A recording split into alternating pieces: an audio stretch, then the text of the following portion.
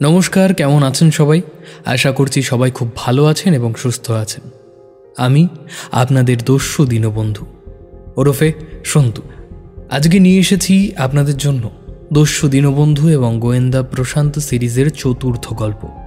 আপনাদের অসংখ্য ধন্যবাদ আমাদের এই সিরিজটিকে এত ভালোবাসা দেওয়ার জন্য। আমাদের এই সিরিজের লাস্ট 3টি গল্প ইতিমধ্যেই এসে গেছে। যদি এখনও আপনারা এই সিরিজের আগের 3টি পর্ব না শুনে থাকেন তবে এক্ষুনি শুনে ফেলুন। লিঙ্ক দেওয়া থাকবে আমাদের ডেসক্রিপশন বক্সে এবং পিন কমেন্টসে, বা আমাদের চ্যানেলের প্লেলিস্টে গিয়ে এর আগে 3টি পর্ব অবশ্যই শুনে নেবেন। আজকের গল্প পাঠে আছেন রাজপ্রতাপ বসু, গল্পের সূত্রধার আমি সন্তু। তাহলে শুরু করছি আজকের গল্প, দস্যু দীনবন্ধু এবং গোয়েন্দা প্রশান্ত সিরিজের চতুর্থ গল্প, আততায়ী নিরুদ্দেশ।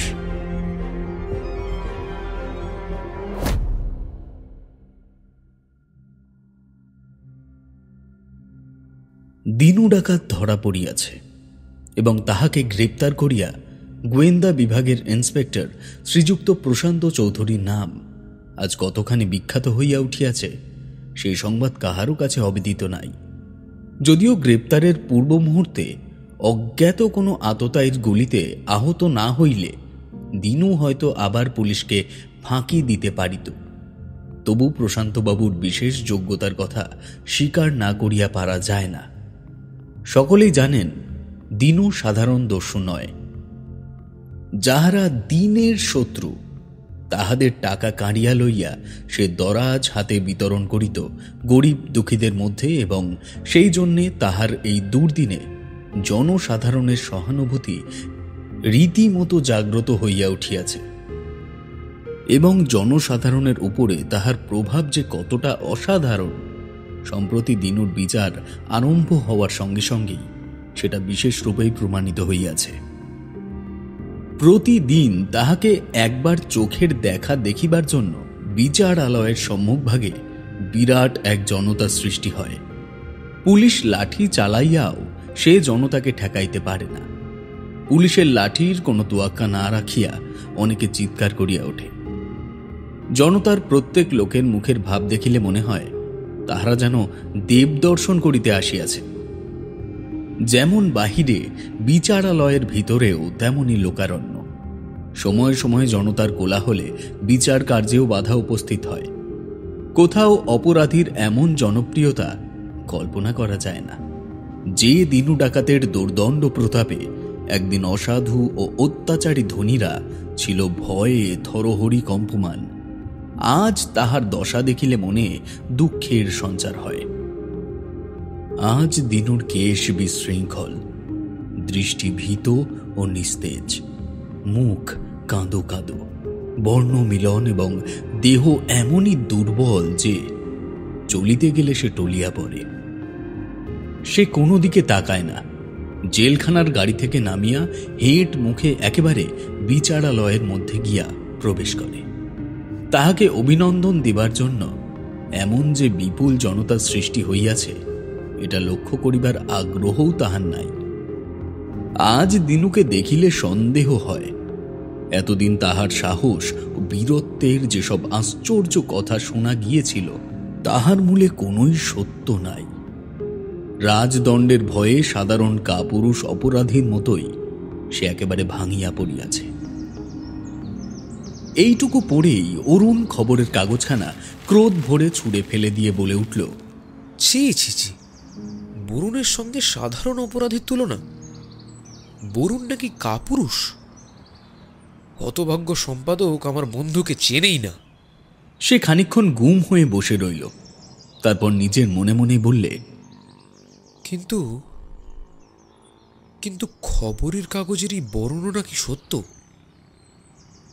পুলিশের আর বাইরের লোকের কাছে বরুণ দিনু ডাকাত নামে পরিচিত বটে, কিন্তু সাধারণ ডাকাতের মতো আইনের ভয়ে কাবু হওয়ার ছেলে তো সে নয়। তবে কেন তার মুখ কাঁদো কাঁদো? কেন তার দেহে দুর্বলতার লক্ষণ? ভেবে কোনো কুল কিনারা না পেয়ে অরুণ ডাক দিলে, শ্রীধর, ও শ্রীধর, এক কাপ চা নিয়ে এসো তো। আগে যাই। অরুণ খবরের কাগজখানা আবার মাটির উপর থেকে তুলে নিল তারপর গত বিচারের দিনে কে কি সাক্ষ্য দিয়েছে মন দিয়ে তা পাঠ করতে লাগলো। চায়ের পেয়ালা নিয়ে প্রবেশ করলে শ্রীধর।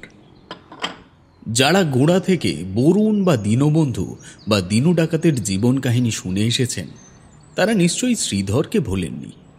সে আগে ছিল সাধারণ ডাকাত, কিন্তু বরুণের প্রভাবে পড়ে ডাকাতি ছেড়ে এখন হয়েছে অরুণের বিশ্বস্ত ভৃত্য। চায়ের পেয়ালা হস্তগত করে অরুণ বললে, শ্রীধর, কাগজওয়ালারা কি বলছে জানো? কি বলে? বলছে বলছে বরুণ নাকি কাপুরুষ। তোমার কথা শুনে নিধুবাবুর একটা গান মনে পড়ছে। তাই নাকি? তা কিরকম শুনি? ওই গানে আছে, মাতঙ্গ পড়িল দলে পতঙ্গতে কিনা বলে, আজ হাতি পাকে পড়েছে বলে ব্যাঙেরা সব লাফালাফি শুরু করেছে।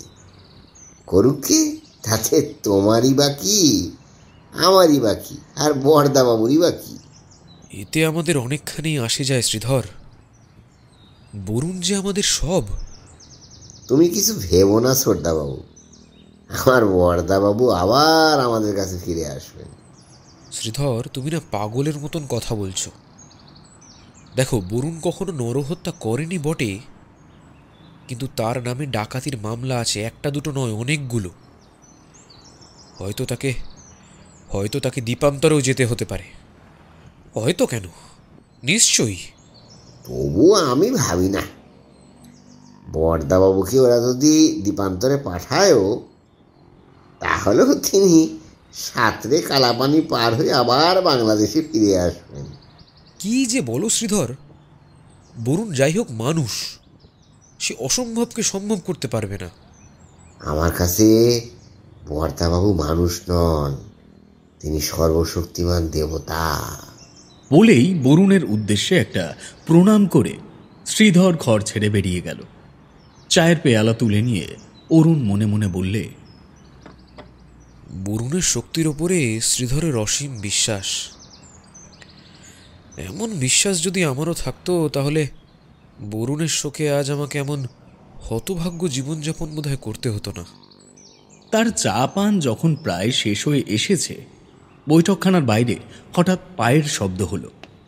চায়ে শেষ চুমুক দিয়ে পেয়ালাটি নামিয়ে রেখে অরুণ ফিরে দেখলে ঘরের ভেতরে প্রবেশ করছে ইন্সপেক্টর প্রশান্ত চৌধুরী। অরুণের মুখের উপরে ফুটে উঠল বিরক্তির চিহ্ন। প্রশান্ত একটু হাসবার চেষ্টা করে বললে, অরুণবাবু কি আমার উপর রেগেছেন? কেন রাগ করব কেন? আপনার বাল্যবন্ধু বরুণ অর্থাৎ দিনু ডাকাতকে আমি গ্রেপ্তার করেছি বলে। দেখুন, আপনি পুলিশের লোক, আপনি নিজের কর্তব্য পালন করেছেন, এতে রাগ করবার কোনো অধিকার আমার নেই। কিন্তু বিশ্বাস করুন অরুণবাবু, দিনুকে গ্রেপ্তার করেও আমি সুখী নই। কেন? দিনু একদিন আমার প্রাণ রক্ষা করেছিল, এই জন্যে তার কাছে আমি চিরকৃতজ্ঞ। প্রশান্তবাবু, পুলিশের কৃতজ্ঞতার কোনো মূল্যই নেই, সুতরাং ও কথা না হয় যেতে দিন। এখন বলুন দেখি, এখানে আবার আপনার কেন অশুভ আবির্ভাব? আপনি কি আমাকেও গ্রেপ্তার করতে চান নাকি? আপনাকে আপনাকে গ্রেপ্তার করব? কি আশ্চর্য! কেন? কেন মানে? বরুণের বন্ধু বলে? অরুণবাবু, আপনি কি আমাকে এত বড়ই গাধা বলে মনে করেন? রক্ষা করুন মশাই, পুলিশকে গাধা মনে করবার মতো দুঃসাহস আমার হয়নি। কিন্তু এইটুকু আমি মনে করি, অধীনের গরিবখানায় যখন এসেছেন তখন নিশ্চয়ই আপনার কোনো উদ্দেশ্য আছে। হ্যাঁ, এটা আপনি মনে করতেই পারেন। তাহলে বলে ফেলুন মশাই, দয়া করে বলে ফেলুন, কি উদ্দেশ্য আপনার? বরুণের বিরুদ্ধে আমার মুখ থেকে নতুন কোন তথ্য আপনি সংগ্রহ করতে চান? অরুণবাবু, আপনাকে আমি বন্ধুর মতন দেখি। অন্যায় করেন। বরুণের শত্রুকে আমি কোনোদিন বন্ধু বলে মানতে পারবো না। আপনি বড়ই নিষ্ঠুর। সে না হয় মানলুম, কিন্তু এইসব ছেদো কথা এখন ছাড়ুন। স্পষ্ট ভাষায় বলুন, আপনার কোন হুকুম আজ আমাকে মানতে হবে? না না, হুকুম নয় অরুণবাবু, অনুরোধ বলতে পারেন। অনুরোধ? পুলিশের অনুরোধ? এ তো জোনাকির কাছে চাঁদের আলোক প্রার্থনা। প্রশান্তবাবু, এইবার আপনি হাসালেন মশাই। আপনি তো আমাকে বসতে বললেন না, কাজেই নিজেকে নিজের সাহায্য করতে হলো। আজ পুলিশের এই অসম্ভব বিনয় দেখে সত্যিই আমার ভয় হচ্ছে। অরুণবাবু, আপনি দেখছি এক হাতেই তালি বাজাতে চান। আমি ভালো বললেও আপনি ঝগড়া করবেন। Police police police. হ্যাঁ, আমি পুলিশ, সরকারি নমক খেয়ে কর্তব্য পালনের চেষ্টা করি বটে, কিন্তু আমার এই ইউনিফর্মের তলায় কি সাধারণ মানুষের হৃদয় নেই? পুলিশের লোকের কি মা বা ভাই বা বোন, স্ত্রী, পুত্র, কন্যা, বন্ধুবান্ধব কেউই নেই?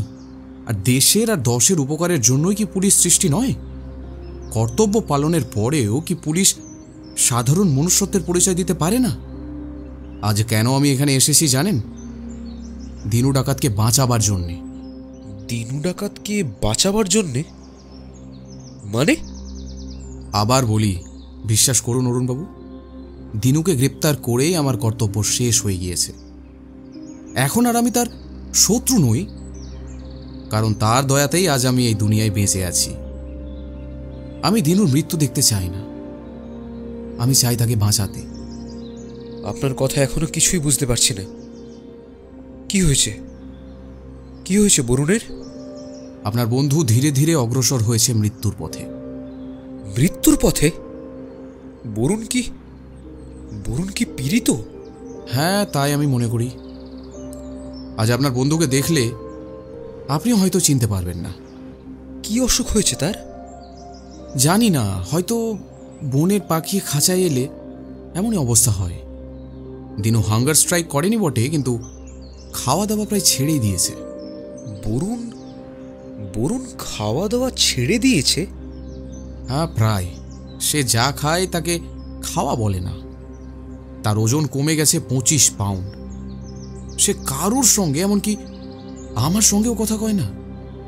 দিন রাত বিছানায় শুয়ে থাকে, আর কি যে ভাবে সেই জানে। কোর্টে এসে কাঠগড়ার ভিতরে সে চুপ করে বসে বসে প্রচণ্ড মাতালের মতো ঝিমাতে থাকে। চারিদিকে জনতা, উকিল, ব্যারিস্টারের তর্কাতর্কি, বিচারকের প্রশ্ন, কিন্তু সে যেন পাথরের পুতুলের মতো নির্বিকার, কোনো দিকে তাকায় না।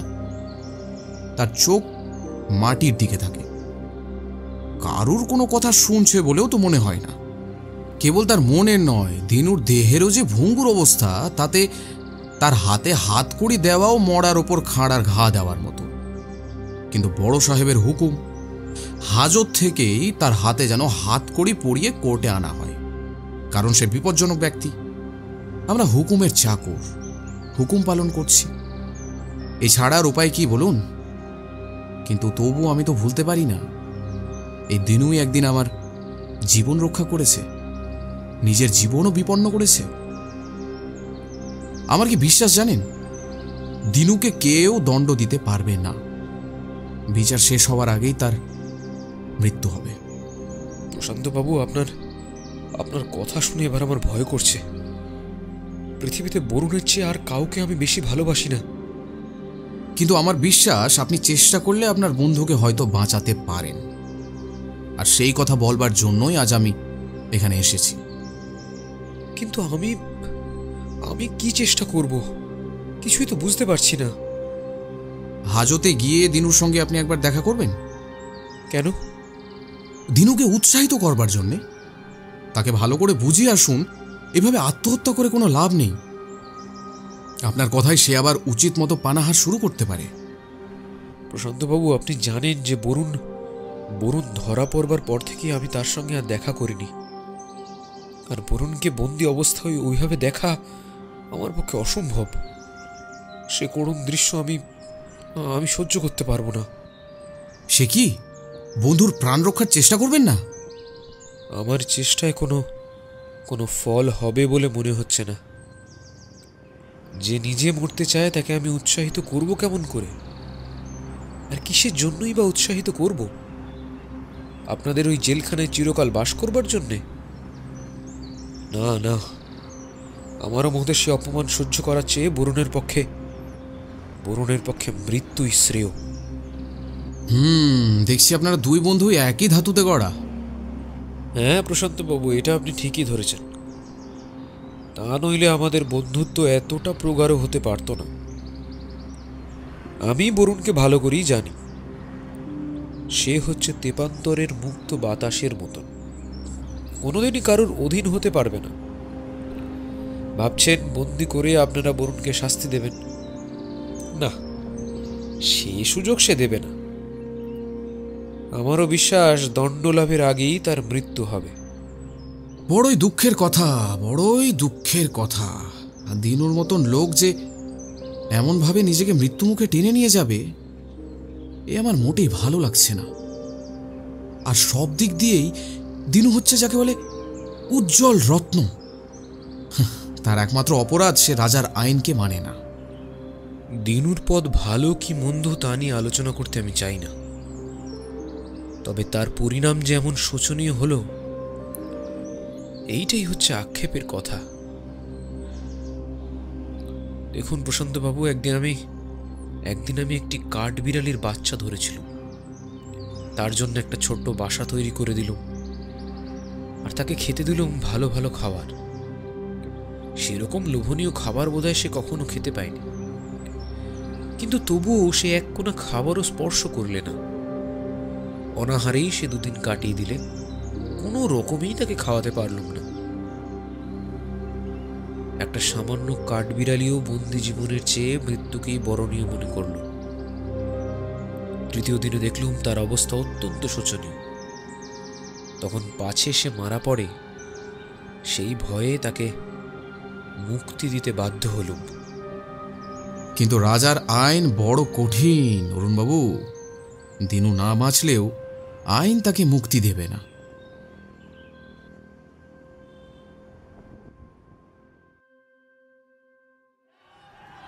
আজ দিনু ডাকাতের বিচারের দিন। অন্যান্য দিনের মতো আজও বিচারালয়ের ভেতরে ও বাইরে দেখা যাচ্ছে সেই একই দৃশ্য। চারিদিকে কেবল কৌতূহলী মানুষের ভিড়, বরং আজ যেন জনসমাগম হয়েছে আরও বেশি। কেবল বাঙালি নয়, জনতার ভিতরে দেখা যাচ্ছে আরও নানান জাতের লোক। সকলেই জেলখানার গাড়ি আসবার জন্য অপেক্ষা করছে সাগ্রহে। রাস্তাতেও যত দূর চোখ চলে দেখা যায় কেবল লোকের পরে লোক। বিচারালয়ের আঙিনায় আর তিল ধারণের ঠাঁই নেই বলে তারা আশ্রয় নিয়েছে পথের উপরেই। যদিও তারা জানে যে জেলের গাড়ির দরজা জানলা ভিতর থেকেই বন্ধ থাকবে এবং দিনুকে সেখান থেকে দেখবার কোনো উপায়ই নেই, তবু দিনুর গাড়ির কাছে দাঁড়িয়ে থেকেও তারা যেন কৃতার্থ হতে চায়।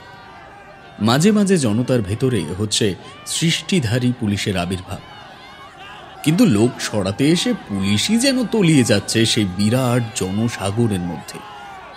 সার্জেন্ট ও পাহারাওয়ালাদের ধাক্কায় একদল লোক যদি সরে যায়, অমনি আর একদল লোক এগিয়ে এসে সেই শূন্য স্থানটুকু আবার পূর্ণ করে দেয়, যেন একটা তরঙ্গের পরে আসছে আর একটা তরঙ্গ। সেই জনতাকে সামলানো অসম্ভব। থেকে থেকে ভিড়ের মধ্যে কোনো রকমে পথ করে নিয়ে মোটরের পর মোটর আসছে এবং গাড়ির ভেতর থেকে নামছেন উকিল, ব্যারিস্টার ও বিচারকরা। হঠাৎ খানিক দূরে জনসাগর যেন উঠলে উঠল, সঙ্গে সঙ্গে বহু কণ্ঠে উচ্চ চিৎকার শোনা গেল। অমনি জনতার প্রত্যেক লোকই বিপুল আগ্রহে উদ্গ্রীব হয়ে উঠল এবং কারাগারের গাড়ি উঠোনে যেখানে এসে দাঁড়াবার কথা, দলে দলে লোক সেই দিকে ছুটে যাবার চেষ্টা করতে লাগলো। ভিড়ের ভেতরে বারংবার বাধা পেয়ে জেলখানার গাড়িখানা অবশেষে বিচারালয়ের অঙ্গনের মধ্যে প্রবেশ করলে এবং গাড়ির ভেতর থেকে প্রথমেই নামলো একজন সশস্ত্র সার্জেন্ট। তারপর দেখা গেল দিনু ডাকাতকে। প্রশান্ত চৌধুরী দিনুর সম্বন্ধে অত্যুক্তি করেনি। সত্যি আজ তার অবস্থা শোচনীয়। মলিন মুখ, শীর্ণ দেহ, নুয়ে পড়া মাথায় যেন সে দিনুই নয়, এ যেন একটা জ্যান্ত মরা। আচম্বিতে জনতার ভিতরে জাগলো বিষম এক চাঞ্চল্য। বিকট চিৎকার, গালাগালি, মারামারি, সূর্যালোকে হঠাৎ শূন্যে জ্বলে উঠল কয়েকখানা চকচকে ছোড়া। গাড়ির দরজার কাছে যে সার্জেন্টটা দাঁড়িয়েছিল সচকিতে মুখ ফিরিয়ে সেই দিকে সে তাকিয়ে দেখলে এবং বড় মুহূর্তে গাড়ির ভেতর দিকে আবার মুখ ফিরিয়ে দেখলে যে এতক্ষণ মরোর মতো দিনু ডাকাত যেখানে দাঁড়িয়েছিল সে আর সেখানে দাঁড়িয়ে নেই। বিচারালয়ের দোতলার বারান্দার উপরে ঝুঁকে দাঁড়িয়ে স্বয়ং প্রশান্ত চৌধুরী। ওপর থেকে সে সবিস্ময়ে দেখলে গাড়ি থেকে নেমেই মৃতকল্প দিনুর দেহ হঠাৎ যেন অত্যন্ত জীবন্ত হয়ে উঠল। সার্জেন্টের এক মুহূর্ত অসতর্কতাই তার পক্ষে হলো যথেষ্ট। বিদ্যুতের মতো সে এক লাফে ভিড়ের ভেতরে গিয়ে পড়ল এবং সঙ্গে সঙ্গেই তার চারিদিক ঘিরে দাঁড়ালো এমন এক জনতা নিরেট প্রাচীর, যা ভেদ করে আর কোনো চক্ষুই তাকে আবিষ্কার করতে পারলে না। প্রশান্ত উপর থেকে প্রাণপণে চেঁচিয়ে উঠল, সেপাই সেপাই পকড়ো পকড়ো, আসামি ভাগতা হ্যায়, পকড়ো। এবং সেইভাবেই চেঁচাতে চেঁচাতেই সে বেগে সিঁড়ি দিয়ে নেমে গেল নিচের দিকে। ততক্ষণে জনতার যেখানে মারামারি হচ্ছিল, পাহারাওয়ালারা সেই দিকে ছুটে গিয়েছিল।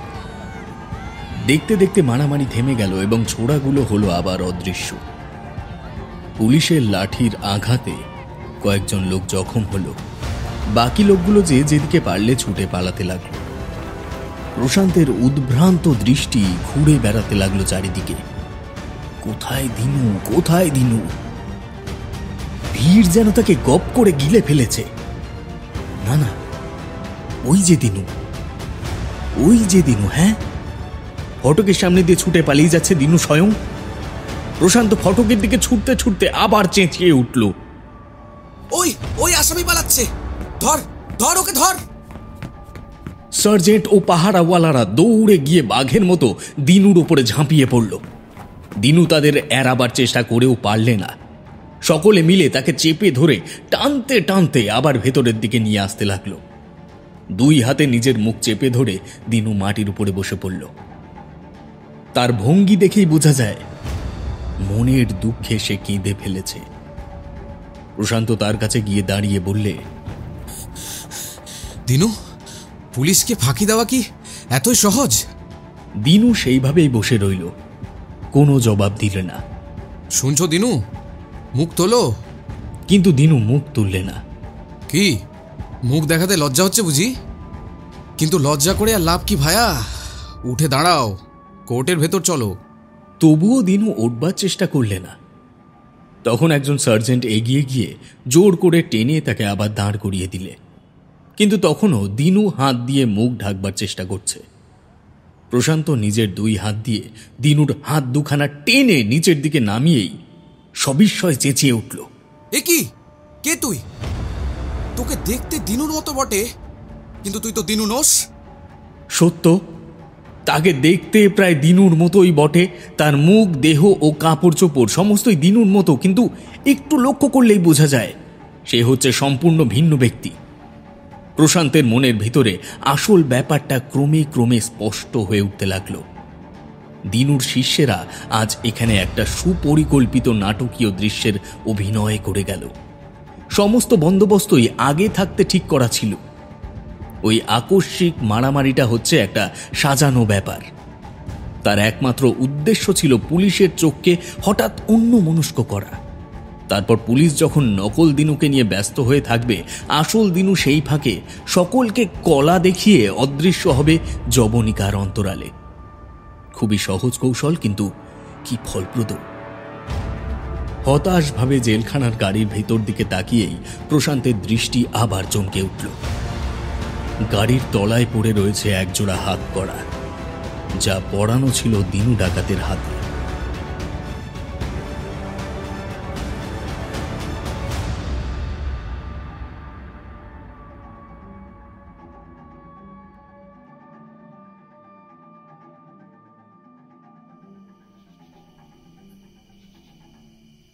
রাত তখন 11টা। ফিরতে দেরি হবে বলে প্রশান্ত বাড়িতে বলে গিয়েছিল তার খাবার যেন ঢাকা চাপা দিয়ে রাখা হয়। জামা কাপড় ছেড়ে সে খাবার জায়গায় গিয়ে বসল, কিন্তু লোহার ঢাকনাখানা তুলেই তার চক্ষু হলো স্থির। থালার খাবারের সঙ্গে রয়েছে একখানা নীল রঙের খাম, তার উপরে লাল কালিতে নাম লেখা, শ্রীযুক্ত অশান্ত চৌধুরী। আবার সেই বিখ্যাত নীলপত্র। এ পত্র যে কোথা থেকে আসছে প্রশান্ত তা বুঝতে দেরি হলো না। এতদিন নীলপত্রের লেখক ছিল হাজতের মধ্যে আবদ্ধ। সে নীলপত্রের দিকে স্থির চোখে তাকিয়ে স্তব্ধ হয়ে বসে রইল কিছুক্ষণ। তারপর চিৎকার করে নিজের স্ত্রীকে ডাকলে। তার স্ত্রী ঘুমিয়ে পড়েছিল। স্বামীর চিৎকারে তার নিদ্রা ভঙ্গ হল। তাড়াতাড়ি নিচে এসে শুধলে, খেতে বসে অত গর্জন করছো কেন? হলো কি? আরে হবে আবার কি, আমার ঘরে এসেছে শনির ভেট। ওই থালার দিকে তাকিয়ে দেখো। তার স্ত্রীর কাছেও নীলপত্র অপরিচিত ছিল না। থালার দিকে তাকিয়েই সেও চমকে উঠল। প্রশান্ত বললে, আচ্ছা, গারদ থেকে বেরিয়েই দিনু আবার নীলপত্র ব্যবহার করতে শুরু করেছে। কিন্তু কথা হচ্ছে, চিঠিখানা খাবারের থালায় এনে রেখে গেল কে? কেমন করে জানবো বলো? তোমাদের দিনু ডাকাত সব করতে পারে। মনে আছে একদিন সে দলবল নিয়ে তোমার বাড়িতেই নিমন্ত্রণ খেতে গিয়েছিল? মনে নেই আবার? কেবল কি খেয়েই গিয়েছিল? তোমার সঙ্গে ভাব করে গল্প করে আসর জমাতেও তো বাকি রাখেনি। দেখছি আবার সে আমার হাড়ে মাসে জ্বালিয়ে মারবে। আচ্ছা, কিন্তু তুমি বলো দেখি, আমার খাবার সাজিয়ে রেখে গিয়েছিল কে? বামুন ঠাকুর। ঠাকুর? কই, সে এখন এখানে নেই তো। না, রেঁধে বেড়ে বাসায় চলে গিয়েছে। রহস্যটা বুঝতে প্রশান্তর বিলম্ব হলো না। তাদের পুরনো রাত দিনের পাঁচক আজ সকালেই ছুটি নিয়ে 1 মাসের জন্য দেশে চলে গিয়েছে এবং যাবার সময় দিয়ে গিয়েছে এই নতুন ঠিকা লোকটাকে। হ্যাঁ, এ নিশ্চয়ই সেই বেটার কাজ। দিনুর চর হয়ে সে এখানে এসেছে। কাল আর কাজ করতে আসবে না বোধ হয়। ও গো, ও খাবার আর তোমাকে খেতে হবে না। ওর সঙ্গে যদি বিষ টিস কিছু মিশিয়ে গিয়ে থাকে। না গিন্নি না, দিনুকে আমি চিনি। সে খুনি নয়। এখন চিঠি পড়ে দেখি কি সংবাদ। খামের ভেতর থেকে চিঠি বার করে নিয়ে প্রশান্ত পড়তে লাগল।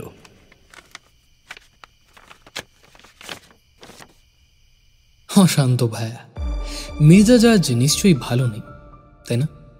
তা থাকবে কেমন করে? দিনু আবার বৃদ্ধাঙ্গুষ্ঠ দেখালো তো। ভেবেছিলে দিনুকে জোর করে পাঠাবে আন্দামান ভ্রমণ করতে। তোমার বড় আশার বাতি নিভে গেল, তাই না? তুমি জানো শান্ত, দেশে দেশে ভ্রমণ করতে আমি খুব ভালোবাসি। আন্দামানে হয়তো আমি গেলেও যেতে পারতুম, তবু আমার আপত্তি কেন শুনবে? ও জায়গাটা স্বাস্থ্যকর নয়।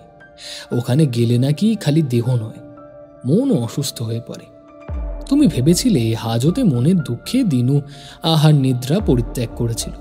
মোটেই নয়। আমি অভিনয় করতুম তোমাদের ভোলাবার জন্যই। খাওয়া দাওয়া খুব কমিয়ে দিয়েছিল, কারণ আমি চেয়েছিলুম দেহকে রোগা করতে। সর্বদা মন মরার মতন পড়ে থাকতাম, যাতে তোমরা ভাবো আমার জীবন শক্তি ক্রমেই কমে যাচ্ছে, আর ক্রমেই আমি চলৎশক্তিহীন হয়ে পড়ছি। আমি জানতুম এইভাবে অভিনয় করলে পুলিশের রাহু দৃষ্টি ক্রমেই অসতর্ক হয়ে পড়বে। পুলিশ ভাববে আমার আর পালাবারও ক্ষমতা নেই। কেমন, তোমরা তাই ভাবনি? আমাকে বন্দী করে তোমরা খুব নিশ্চিন্ত ছিলে, কিন্তু আমার মস্তিষ্ককে বন্দী করতে পেরেছিলে কি? হাজতের অন্ধকারে বসেও আমি রীতিমতন মস্তিষ্ক চালনা করতুম, আর বাইরের জগতের সঙ্গে আমার যে রীতিমতন খবরের আদান প্রদান চলত, এই খবর কি পেয়েছিলে তোমরা? বেঁচে থাক আমার চেলা ছোটুলাল। আমার প্রত্যেক ইঙ্গিতটি বুঝে সে গড়ে তুলেছিল এক সুন্দর নাটকের পরিকল্পনা। আজ সকালেই তোমরা সেই নাটকের রূপটি স্বচক্ষে দেখেছ। যেদিনই আমি বন্ধ গাড়িতে চড়ে বিচারালয়ে বেড়াতে যেতুম, সেই দিনই প্রায় তোমাদের চোখের সামনেই, অথচ সকলের অগোচরেই হতো সেই চমৎকার নাটকটির নিয়মিত রিহার্সাল। ঠিক কখন, কোথায়, কাকে, কিভাবে কোন কাজ করতে হবে আগে থাকতেই ঘড়ির কাঁটা ধরে সময় ঠিক করা ছিল। জনতার ভিতরে আমার দ্বারা নিযুক্ত কত লোক ছিল তুমি কল্পনা করতে পারো? চুপি চুপি বলি শোনো, মোট 1000 জন। তারপর দ্বিতীয়ত, অর্থাৎ নকল দীনবন্ধুর সঙ্গে আলাপ হয়েছে তো, তাকে ছেড়ে দিও। আমি দরকার হলে তাকে ব্যবহার করব বলে মাসে মাসে মাইনে দিয়ে আসছি বটে, কিন্তু সে আমার দলের লোক নয়। আমার গুপ্ত কথা সে কিছুই জানে না। আসলকে যখন পেলে না, নকলকে নিয়ে আর কি করবে বলো? যতই রিভলভার আর বন্দুকের ছড়াছড়ি করো, চারিদিকে যতই সেপাই শাস্ত্রী লাগিয়ে রাখো, এসবের কোনোই মূল্য নেই। মানুষের মন বড় মজার জিনিস। অস্ত্রশস্ত্রের পিছনে থাকে মানুষের যে মন, আগে জানা দরকার সেই মনেরই গুপ্ত কথা। কোন সময় কোন ঘটনা মানুষের মনের উপরে কী রকম কাজ করবে, এটা দেখতে ও বুঝতে কখনো আমি ভুল করি না। আমি বেশ জানতুম যথা সময়ে বিচারালয়ের সামনে একটি মিথ্যে দাঙ্গা হাঙ্গামার অভিনয় করলে বিশেষ সতর্ক প্রহরীর দলও ভুলে যাবে স্থানকাল পাত্রের কথা, আর সেই সময়টি হচ্ছে আমার পক্ষে মাহেন্দ্রক্ষণ। সেই সুযোগেরই সদ্ব্যবহার করেছি। আজ আবার তাই আমি স্বাধীন। তোমরা নকল দিনুর দিকে ধাবিত হলে সদল বলে, আসলের দিকে চোখ রাখলে না কেউই।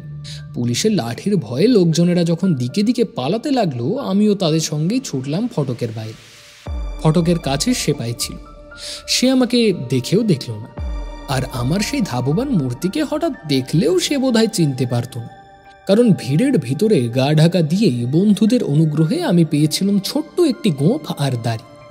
সে দুটি জিনিস যথাস্থানে সংলগ্ন করতে আমার 3-4 সেকেন্ডের বেশি লাগেনি। এক জোড়া রঙিন চশমাও পেয়েছিল, কাজেই সহজেই আমাকে চেনবার জো ছিল না। শুনেছি তোমরা ভেবেছিলে রাস্তায় গিয়ে আমি কোনো মোটরে চড়ে পলায়ন করেছি। সেই কাল্পনিক মোটরখানাকে গ্রেপ্তার করবার জন্য পুলিশের লোকেরা আজ পথে পথে হানা দিয়ে বেরিয়েছিল, তবু সেখানাকে আবিষ্কার করতে পারিনি। কেন জানো? কারণ আমি কোনো মোটরই ব্যবহার করিনি, করেছিলুম কেবল নিজের শ্রীচরণ ভরসা। আমি দৌড়াদৌড়িও করিনি, ধীরে সুস্থে আর 5 জনের সঙ্গে বাসায় ফিরে এসেছি পদব্রজে। মোটর ব্যবহার করলে হয়তো তোমরা আমাকে আবার ধরে ফেলতে পারতে। তা যাক, তুমি প্রতিজ্ঞা করেছিলে একদিন আমাকে গ্রেপ্তার করবে, আর আমি প্রতিজ্ঞা করেছিলাম বিচারকের দণ্ড আমি গ্রহণ করব না। আমরা দুজনেই প্রতিজ্ঞা পালন করেছি। গায়ে গায়ে শোধ হয়ে গিয়েছে। কেমন? স্বাধীন হয়েই আমি প্রথম কি কাজ করেছি শুনবে? মহাদেব গুন্ডার ভাই শঙ্করলালের সন্ধানে দিকে দিকে চড় পাঠিয়েছি। একদিন আমাকে জীবন্ত অবস্থায় কবর দেওয়ার চেষ্টা করেছিল। তারপর তোমার মতো নির্বোধ আমাকে ধরতে পেরেছিল কেবলমাত্র তারই জন্য। যতদিন না প্রতিশোধ নিতে পারি, শঙ্করলালকে আমি ভুলব না। জাগ্রত হও অশান্ত চৌধুরী, যুদ্ধে জয় পরাজয় দুটোই আছে, কখন কে হারে যেতে বলা যায় না। অতএব দুঃখ ত্যাগ করো, শীঘ্রই আবার আমার সংবাদ পাবে। আর হ্যাঁ, ভালো কথা, ভবিষ্যতে সুযোগ পেলেও আমার হাতে মিছিমিছি হাতকড়ি পড়াবার চেষ্টা করুন। ওটা ব্যর্থ শ্রম মাত্র, কারণ খুব সহজেই হাতকড়ি খোলবার একটি সুন্দর কৌশল আছে। ফিতি, দীনবন্ধু।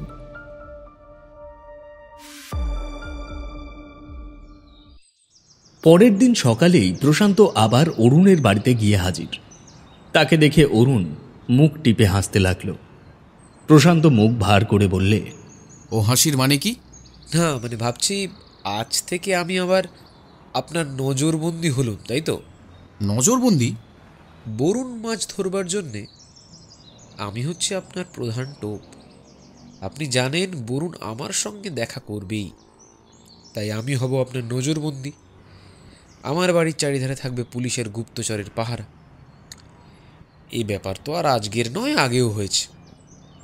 এতদিন বরুণ ছিল হাজতে, তাই আমিও আপনাদের শুভ দৃষ্টি থেকে বঞ্চিত হয়েই ছিলুম। কিন্তু এখন আবার চাকা ঘুরেছে, তাই আমার জন্য আবার ঘন ঘন আপনার টনক নড়বে, কি বলেন? আজ আমি কোনো উদ্দেশ্য নিয়ে আসিনি। এই পথ দিয়ে যাচ্ছিলুম, হঠাৎ আপনার কথা মনে পড়লো, তাই। ও বাবা, তাই নাকি? তা বেশ করেছেন এসেছেন। তবে তবে আর একটু আগে এলেই ভালো করতেন। কেন? কারণ একটু আগেই বরুণ এসে আমার সঙ্গে দেখা করে গিয়েছে। দিনু তাহলে এর মধ্যে এখানে এসেছিল? এসেছিল, বসেছিল, হেসেছিল এবং গল্প করেছিল। তারপরে কিছু খাবার টাবার খেয়ে। কি আরও কিছু শুনতে চান? দেখছেন অরুণবাবু, আপনার বাড়ির ওপর নজর রেখে আমরা কিছু অন্যায় করি না। কিন্তু আপাতত আমার বাড়ির উপরে নজর রেখেও আপনি খুব একটা সুবিধা করে উঠতে পারবেন না। তাই নাকি? আচ্ছা, কেন বলুন দেখি। কারণ মাস তিনেকের জন্য আমি একটু বিদেশে যাচ্ছি। বিদেশ? কোথায়? ওই পশ্চিমের নানা জায়গায় বেড়াতে? হ্যাঁ, অবশ্য বাড়িখানাকে আমি মাথায় করে নিয়ে যাব না, তার উপরে আপনি যত খুশি নজর দিতে পারবেন। খালি বাড়ির ওপরে নজর দিয়ে লাভ? লাভ লোকসান আপনি বুঝবেন। আচ্ছা, একটা প্রশ্নের জবাব দেবেন? কি প্রশ্ন? দিনু কি কিছুদিন এখন চুপচাপ থাকবে, না আবার আমাকে জ্বালাবে? তা আমি কেমন করে বলবো বলুন? তবে সে যে চুপচাপ থাকবার ছেলে নয় এ আমি জানি। তার মাথায় নিত্য নতুন ফন্দির উদয় হয়। সে আবার জড়ের মতো বসে থাকতে পারে না। বরং তার সঙ্গে তুলনা করা যায় ঘূর্ণাবর্তের। বড়ই সমস্যায় পড়ে গেল মশাই। দেখছি দিনুই হবে আমার যমদূত। কারাগারেও যাকে ধরে রাখা যায় না, তাকে সামলানো কি বড় চারটিখানি কথা? হ্যাঁ, যাই হোক, আসি।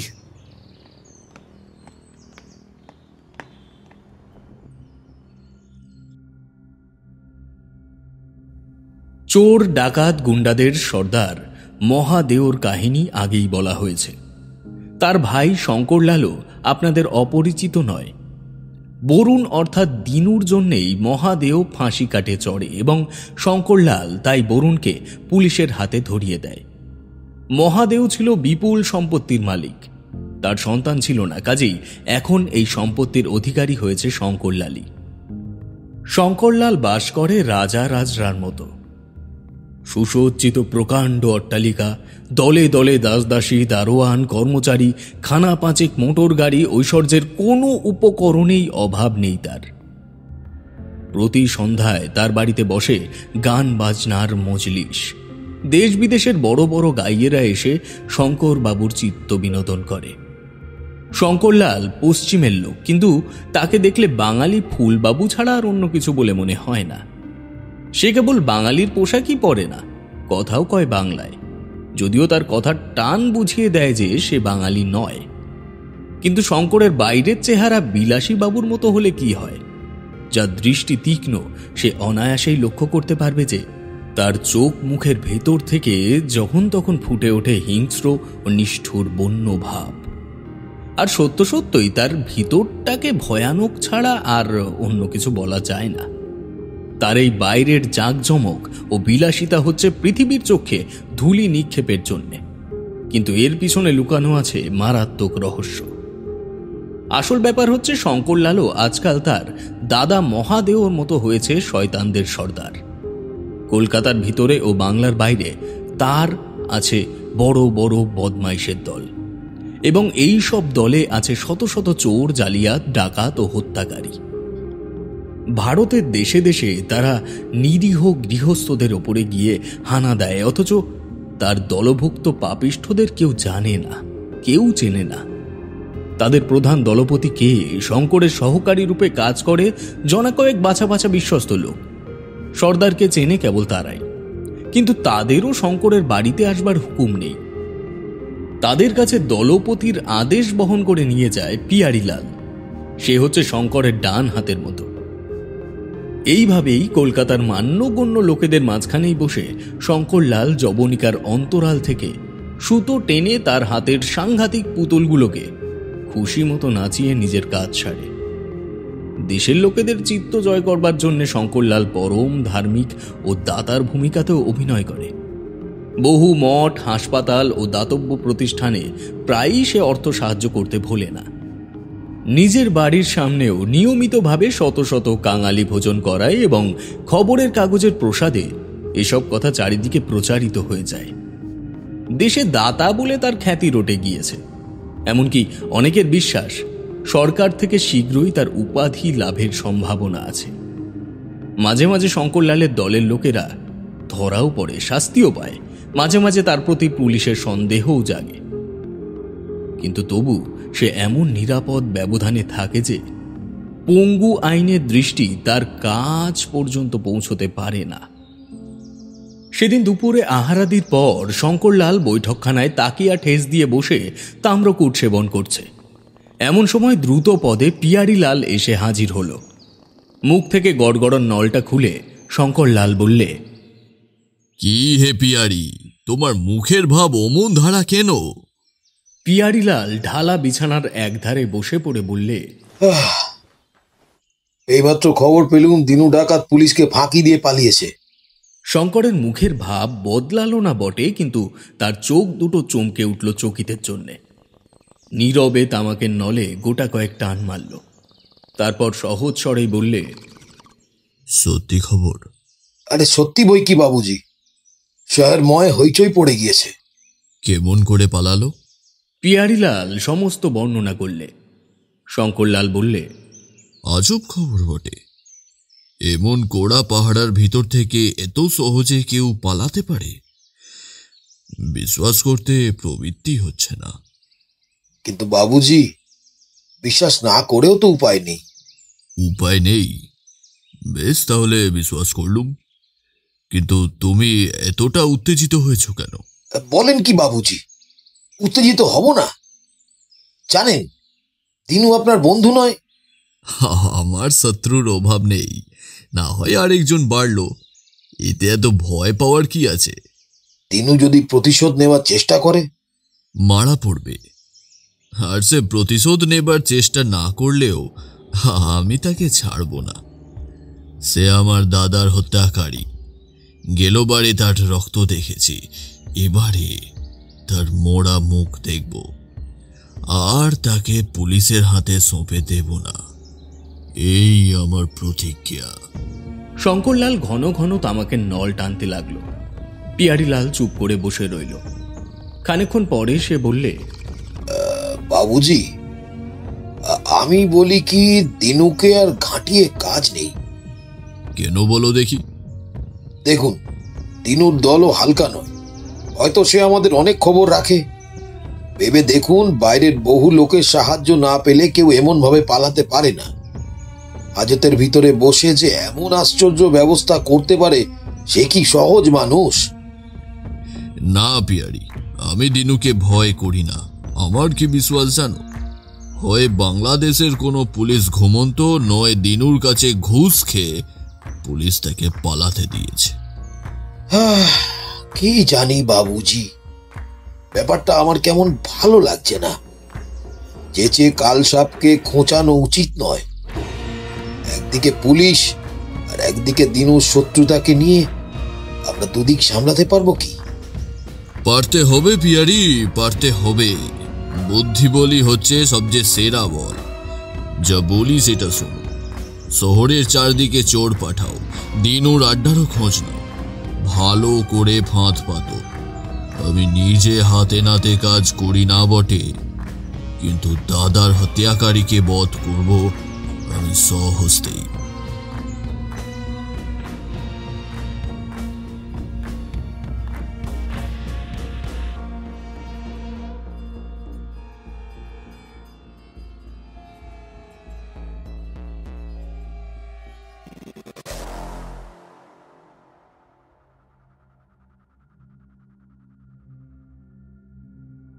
কদিন ধরে প্রশান্ত হচ্ছে ভেবে ভেবে সারা।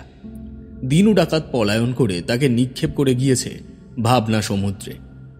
দিনুর পলায়ন প্রহসনের জন্যে তাকে কেউ দায়ী বলে মনে করেনি। সব ঝুঁকি পড়েছে গিয়ে জেল গাড়ির রক্ষী সার্জেন্টের ওপরে।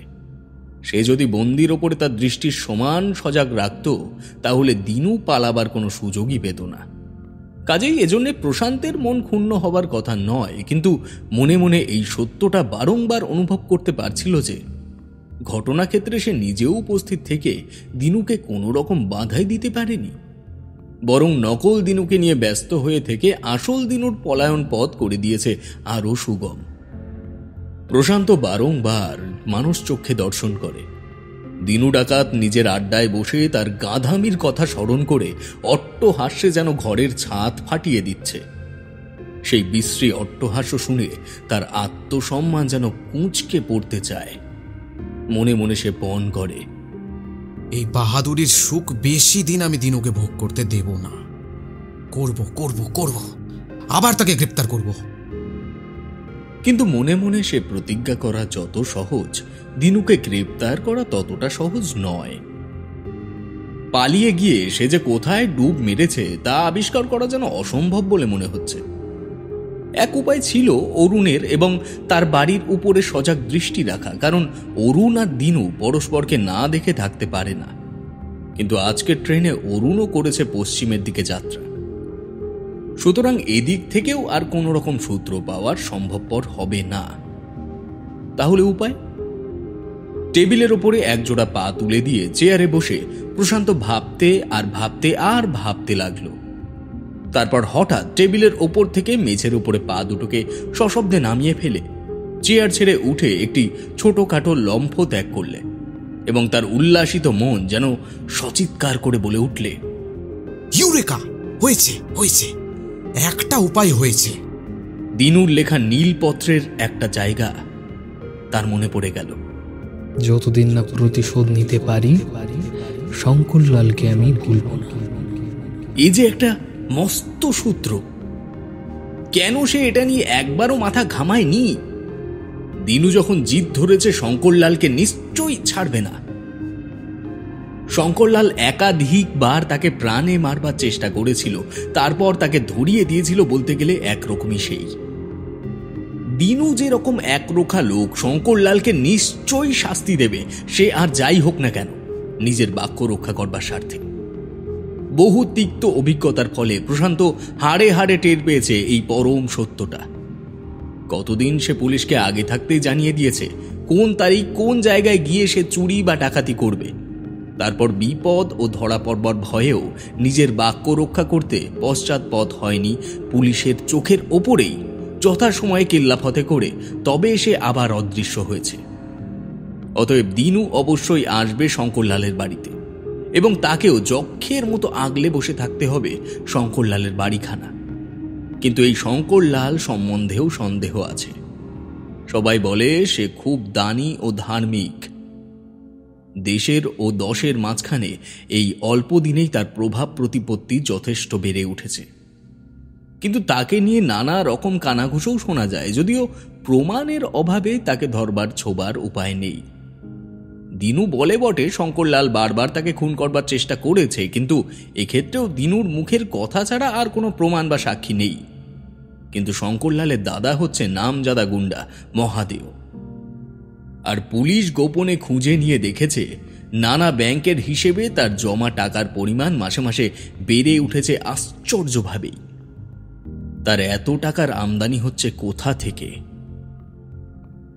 যাক, শঙ্করলালকে নিয়ে পরেও মাথা ঘামালে চলবে। আপাতত দরকার কেবল দিনু ডাকাতকে। সেই দিন থেকেই শঙ্করলালের বাড়ির উপরে বসল পুলিশের পাহারা। দিনের চেয়ে রাতেই দিনুর আগমনের সম্ভাবনা বেশি বলে সন্ধ্যার পর থেকে প্রত্যহ প্রশান্ত নিজেই ছদ্মবেশ পরে রাত জেগে যথাস্থানে রাখে খড়দৃষ্টি। এমনই করে দিনের পর দিন যায়। প্রশান্ত এক মনে করে দিনুর ধ্যান ধারণা, কিন্তু তবু দেখা দেয় না নিষ্ঠুর দিনু। প্রশান্ত কিন্তু নাছোড় বান্দা। সে মনে মনে রবি বাবুর একটি গানের লাইন স্মরণ করে, নিশিদিহীন ভরসা রাখিস, করে মন হবেই হবে। সে বিলাতের পৃথিবী বিখ্যাত স্কটল্যান্ড ইয়ার্ডের সত্যিকার গোয়েন্দাদের কাহিনী পাঠ করেছে। তারা উপন্যাসের কাল্পনিক গোয়েন্দাদের মতো তুড়ি মেরে কেল্লাফতে করতে পারে না বটে, কিন্তু ছোট বা বড় একটি মাত্র সূত্র আঁকড়ে মাসের পর মাস ধরে বসে থেকে শেষটা প্রায়ই কাজ হাসিল করে। অতএব প্রশান্ত বাড়ি ছেড়ে নড়ল না, কপাল ঠুকে বসে রইল সবুরে মেওয়া ফলে কিনা দেখবার জন্যে। ঢালের অন্য পিঠেও উকি মারবার চেষ্টা করি। বরুণ এখন কি করছে সেটাও একবার দেখা দরকার। আমরা অর্থাৎ ঔপন্যাসিকরা হচ্ছে অদ্ভুত লোক। 10:01 সময়ে আমরা স্বর্গে উঠে ভগবানের কাছে গিয়ে দাঁড়াতে পারি, আবার 10:02 সময় নরকে নেমে আলাপ করে আসতে পারি স্বয়ং শয়তানের সঙ্গে। আমাদের মনোরথের আশ্চর্য গতির কাছে যে কোনো বেগবান এরোপ্লেনকেও মনে হবে উড়ন্ত শামুকের মতো। আমাদের গতিই কেবল অবাধ নয়, আনাগোনা করবার অধিকার আমাদের কাছে স্বর্গ মর্ত রসাতলের সর্বত্রই। সুতরাং চোখের পলকেই আমরা যদি প্রশান্তের কাছের থেকে বরুণের কাছে গিয়ে হাজির হই, তাহলে তোমরা অবাক হয়েও না। বাঘের গর্তে আর গরুর গোয়ালে আমাদের প্রবেশ নিষিদ্ধ নয়। পূর্ব আকাশে তখন সবে ফুটে উঠেছে উষাকুমারীর হাসির আভা। এরই মধ্যে বরুণ মুগুর ভেজে ও ডন বৈঠক দিয়ে বসে বসে হাঁপ ছাড়ছে। এমন সময় ছোটুলালের দেখা পাওয়া গেল। কিরে ছোটু, খবর কি? নতুন খবর কিছুই নেই। প্রশান্ত এখনো হাল ছাড়েনি? না, কালও সারা রাত সে শঙ্করের বাড়ির পাশে একটা কানাগলির ভেতরে একটা রোয়াকের ওপরে অন্ধকারে গা ঢেকে দিয়ে বসেছিল। আর তার অন্যান্য চরেরাও নানা রকম পোশাক পরে আনাচে কানাচে ঘোরাঘুরি করেছে। তাহলে আমার পক্ষে ও অঞ্চলে যাওয়াটা এখন বিপজ্জনক, তাই তো? হ্যাঁ হুজুর। তাহলে কেমন করে শঙ্করলালকে শাস্তি দিই বলতো? আমি কেমন করে বলবো হুজুর? তাহলে তুই বলতে পারবি না কেন রে ছোটু? তোর মাথা তো খুব সাফ। কি যে বলেন হুজুর, আপনার মাথা আর আমার মাথা ওই যে কথায় বলে না, কিসে আর কিসে না, সোনায় আর শিশে। বাহারে ছোটু বা, তুই যে বাংলা প্রবাদ কবচাতেও শিখেছিস দেখছি। হ্যাঁ হুজুর, বাংলাদেশেই আমি জন্মেছি, এখন তো আমি বাঙালি। বেশ বেশ, কিন্তু শঙ্করলালকে নিয়ে যে সমস্যায় পড়া গেল, রামধনির খবর কি? সে শঙ্করলালের বাড়িতে নিরাপদেই কাজ করছে, এখনো তাকে কেউ সন্দেহ করেনি। শঙ্করলাল কি এখনো আমাকে খুঁজছে? রামধনি কি বলে? রামধনির মুখেই শুনলুম যে শঙ্করলাল নাকি তার চড়েদের ডেকে বলেছে যে আপনার খবর তাকে দিতে পারবে তাকেই সে 1000 টাকা বকশিস দেবে। জানিস ছোটু, আমাকে ধরবার জন্য পুলিশ থেকেও 5000 টাকার পুরস্কার ঘোষণা হয়েছে। আমি এখন বড়ই মূল্যবান জিনিস রে, আমাকে পাওয়ার জন্য সবাই লালায়িত হয়ে উঠেছে। কিন্তু হুজুর, আপনার খবর যারা রাখে তারা কিন্তু 50,000 টাকা পেলেও আপনার সঙ্গে বিশ্বাসঘাতকতা করবে না। সেই সুখেই তো বেঁচে আছি ভাই। বিশ্বস্ত বন্ধুর ভালোবাসা পাওয়া কি কম ভাগ্যের কথা? আচ্ছা, রামধনির মুখে আর কিছু শুনলি? শঙ্করলালের লোহার সিন্ধুকে কি আছে সেটা সে জানতে পেরেছে। এটা সুখবর। সিন্ধুকে আছে প্রায় 100 খানা 1000 টাকার নোট, আর জড়োয়া গয়না আর সোনা দানাতেও প্রায় 1,00,000 টাকার ওপরে জিনিস। এত টাকা বাড়িতে রাখার কারণ? আগে শঙ্করলাল নাকি সর্বদাই বিপদের জন্য প্রস্তুত থাকে। হঠাৎ যদি কোনো বিপদ আসে তাহলে সে তার এই সম্পত্তি নিয়েই অদৃশ্য হতে চায়। বরুণ মুখ নামিয়ে স্তব্ধ হয়ে খানিকক্ষণ কি ভাবল, তারপর হাসতে হাসতে বললে, শোন, শঙ্করলালকে আমি প্রথমেই কি শাস্তি দেব জানিস? ওই 2 লক্ষ টাকার নোট আর গয়না তার থেকে আমি জরিমানা স্বরূপ আদায় করব। তাতে কিছু এসে যায় না। রামধনিকে জানিয়ে রাখিস, আসছে অমাবস্যা রাতে সে যেন শঙ্করলালের বাড়ির খিড়কির দরজা ভিতর থেকে খুলে রাখে। আর তার কাছে আমি যে ওষুধের শিশি দিয়েছি, বাড়ির চাকর দারোয়ানদের জলের কলসিতে কি খাবারের জিনিসে যেন সেটা ব্যবহার করে। কেমন?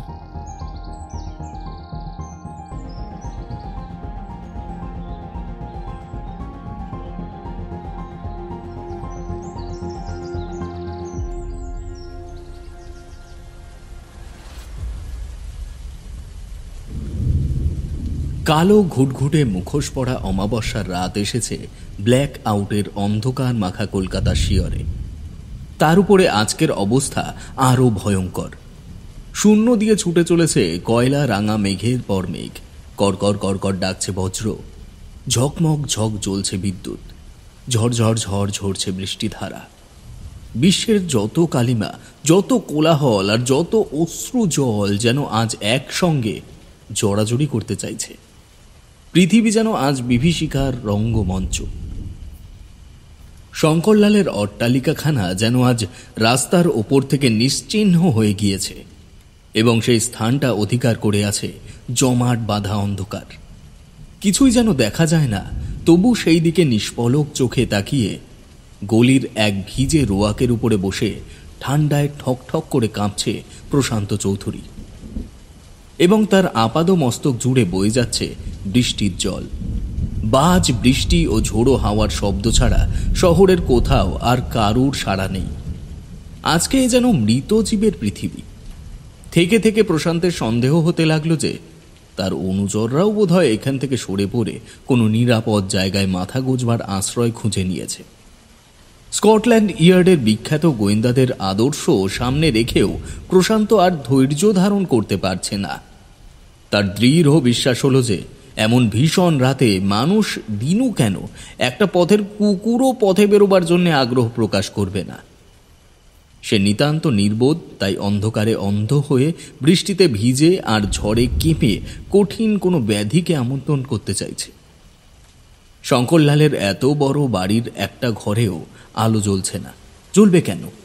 কর্তা গিন্নি, ছেলে মেয়ে, চাকর দারোয়ান সবাই এখন আপন আপন বিছানায় সুখ নিদ্রায় অচেতন। এমন ঝড় জলে ঘুম যে আরো ঘন হয়ে ওঠে। দিনু এখন কি করছে? নিশ্চয়ই নরম বিছানায় পাশ ফিরে শুয়ে আরামে কুঁকড়ে খাসা একটি ঘুম দিচ্ছে। দুর্ভাগ্য কেবল তারই। নিজের শয়নগৃহের গরম বিছানার কথা ভেবে প্রশান্তের মন যখন অত্যন্ত অধীর হয়ে উঠেছে, তখন আচম্বিতে খুব কাছ থেকেই ঝড় বৃষ্টির শব্দ ডুবিয়ে জেগে উঠল বিষম এক যন্ত্রণার আর্তনাদ। স্প্রিং টেপা পুতুলের মতো প্রশান্ত তরাক করে লাফিয়ে উঠল এবং সঙ্গে সঙ্গে গলির ভিতরকার একখানা বাড়ির দপ করে জ্বলে উঠল বৈদ্যুতিক আলো।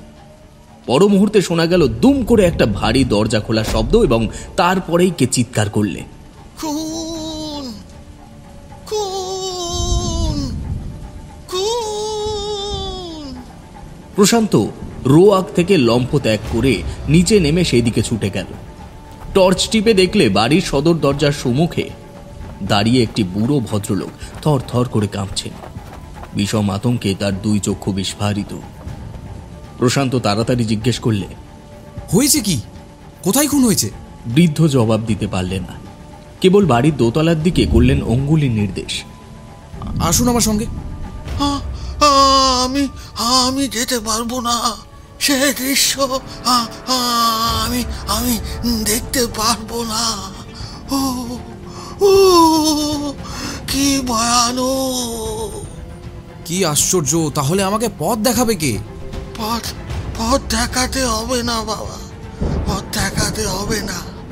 সিঁড়ি দিয়ে দোতলায় উঠেই ডান দিকের প্রথম ঘর। হে ভগবান, আমার আমার কি সর্বনাশ হলো!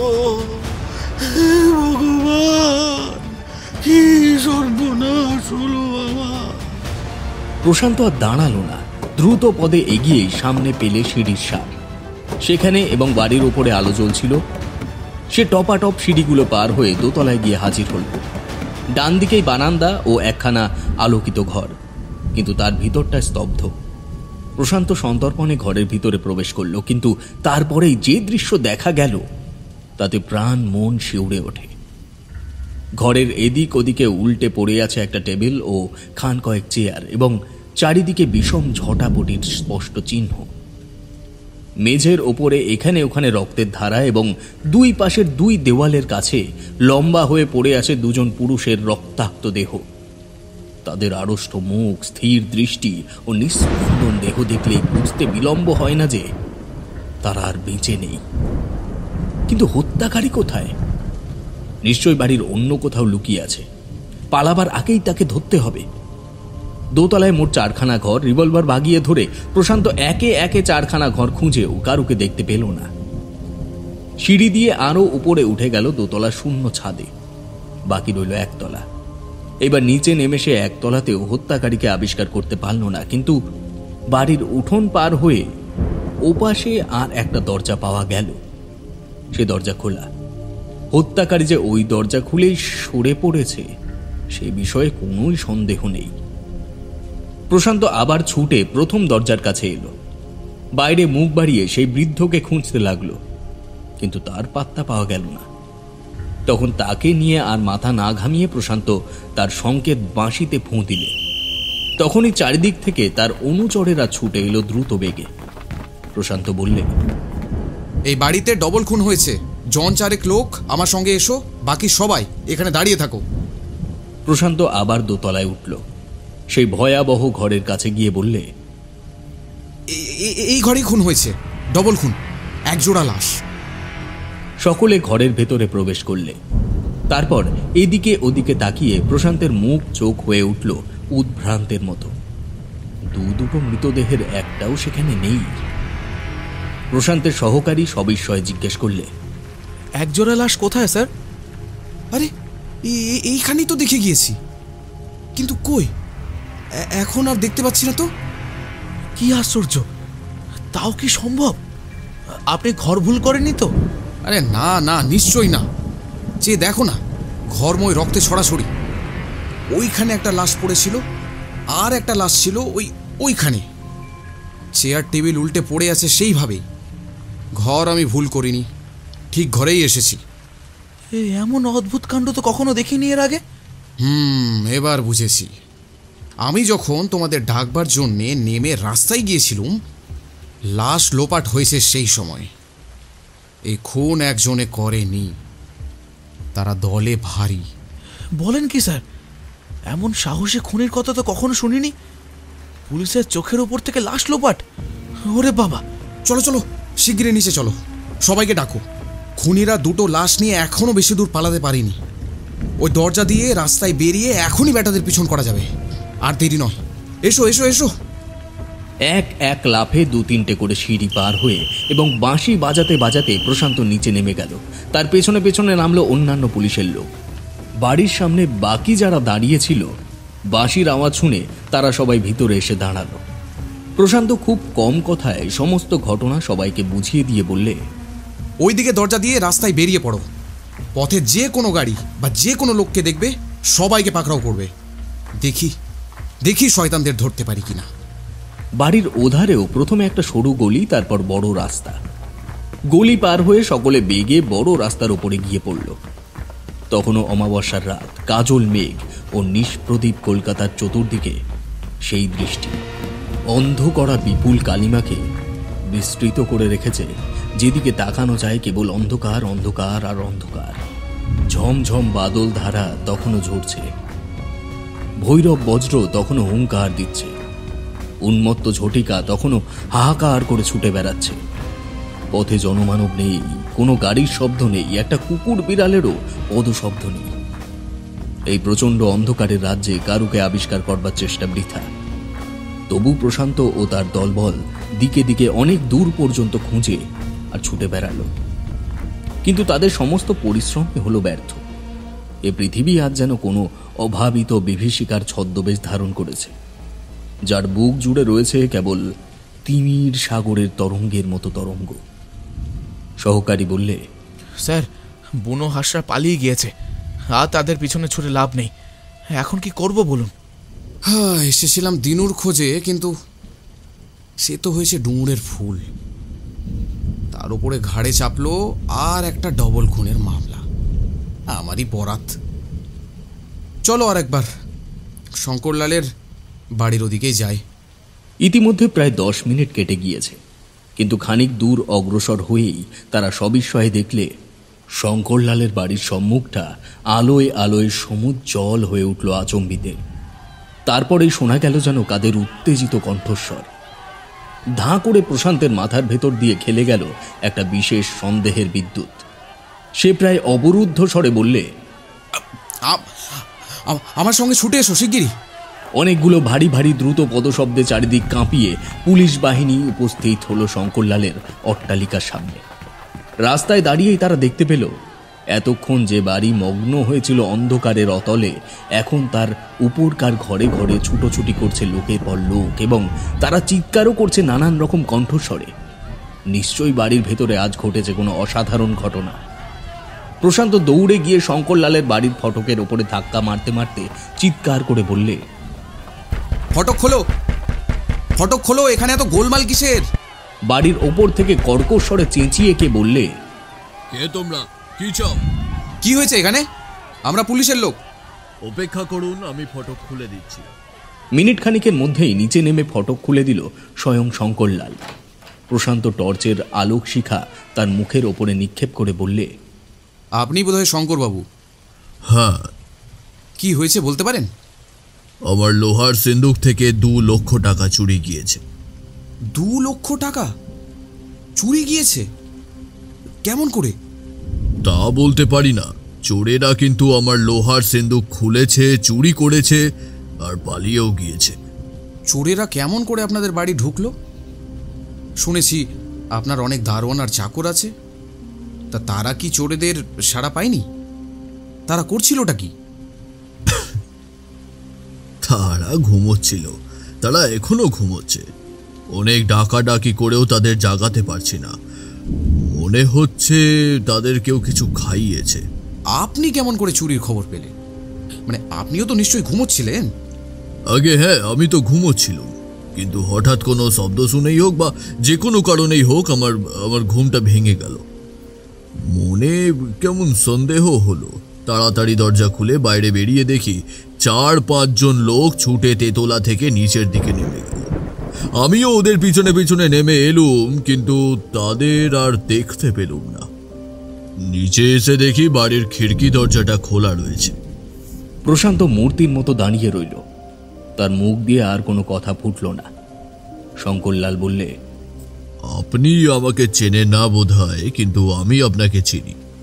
আপনি তো প্রশান্ত বাবু। আপনার নামে একখানা চিঠি আমার লোহার সিন্ধুকের উপরে পড়েছিল। বুঝতে পারছি সে চিঠি কার লেখা, তা ভালোই বুঝতে পারছি।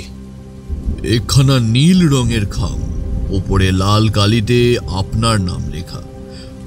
এই নিন। প্রশান্ত অত্যন্ত নাচারের মতো পত্রখানা শঙ্করলালের হাত থেকে গ্রহণ করলে। তারপর কৌতূহলী দৃষ্টির কবল থেকে অব্যাহতি পাবার জন্যে একটু সরে গিয়ে টর্চের আলোকে পাঠ করলে।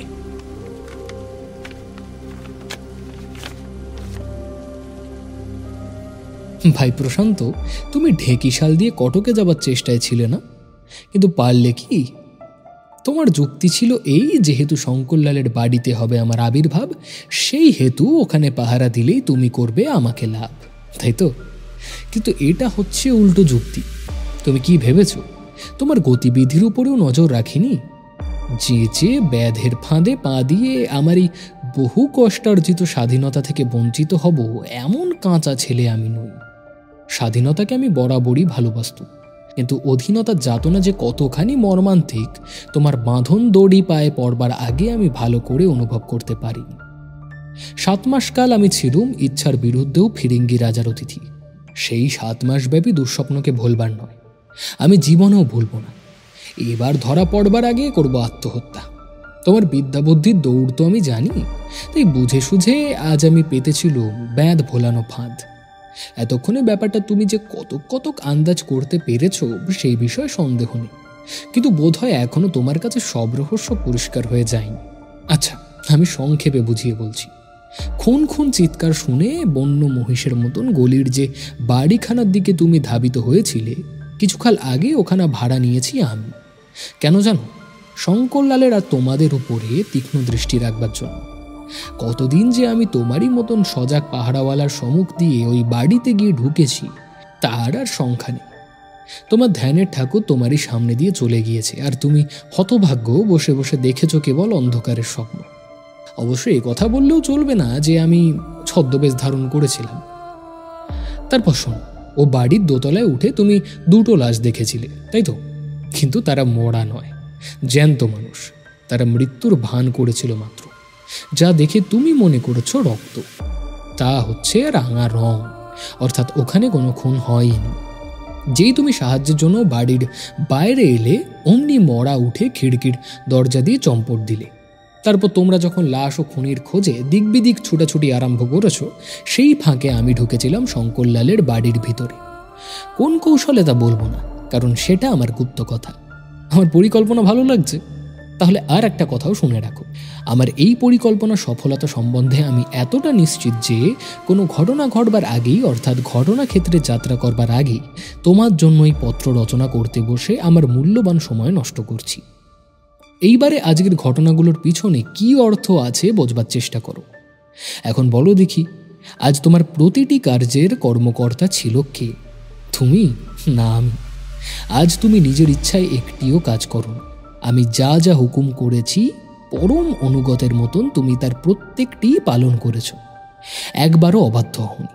এই জন্য অসংখ্য ধন্যবাদ। তোমার মতন ভৃত্য পাওয়া সৌভাগ্য। আমার একটা উপদেশ শুনবে? শঙ্করলালের উপরে তীক্ষ্ণ দৃষ্টি রাখতে ভুলো না। সে হচ্ছে ভয়াবহ ব্যক্তি। তার বাইরে সাধুতার মুখোশ মাত্র, ভিতরে ভিতরে সে হচ্ছে সর্বনিম্ন স্তরের মহাপাপী। এই বিষয়ে আমিও তোমাকে সাহায্য করব। যেদিনই তার বিরুদ্ধে আইনে এমন প্রমাণ ও সাক্ষী সংগ্রহ করতে পারবো, সেই দিনই স্মরণ করব আবার তোমার মতন পুরাতন বন্ধুবর্গে। আজ এই পর্যন্ত, দীনবন্ধু।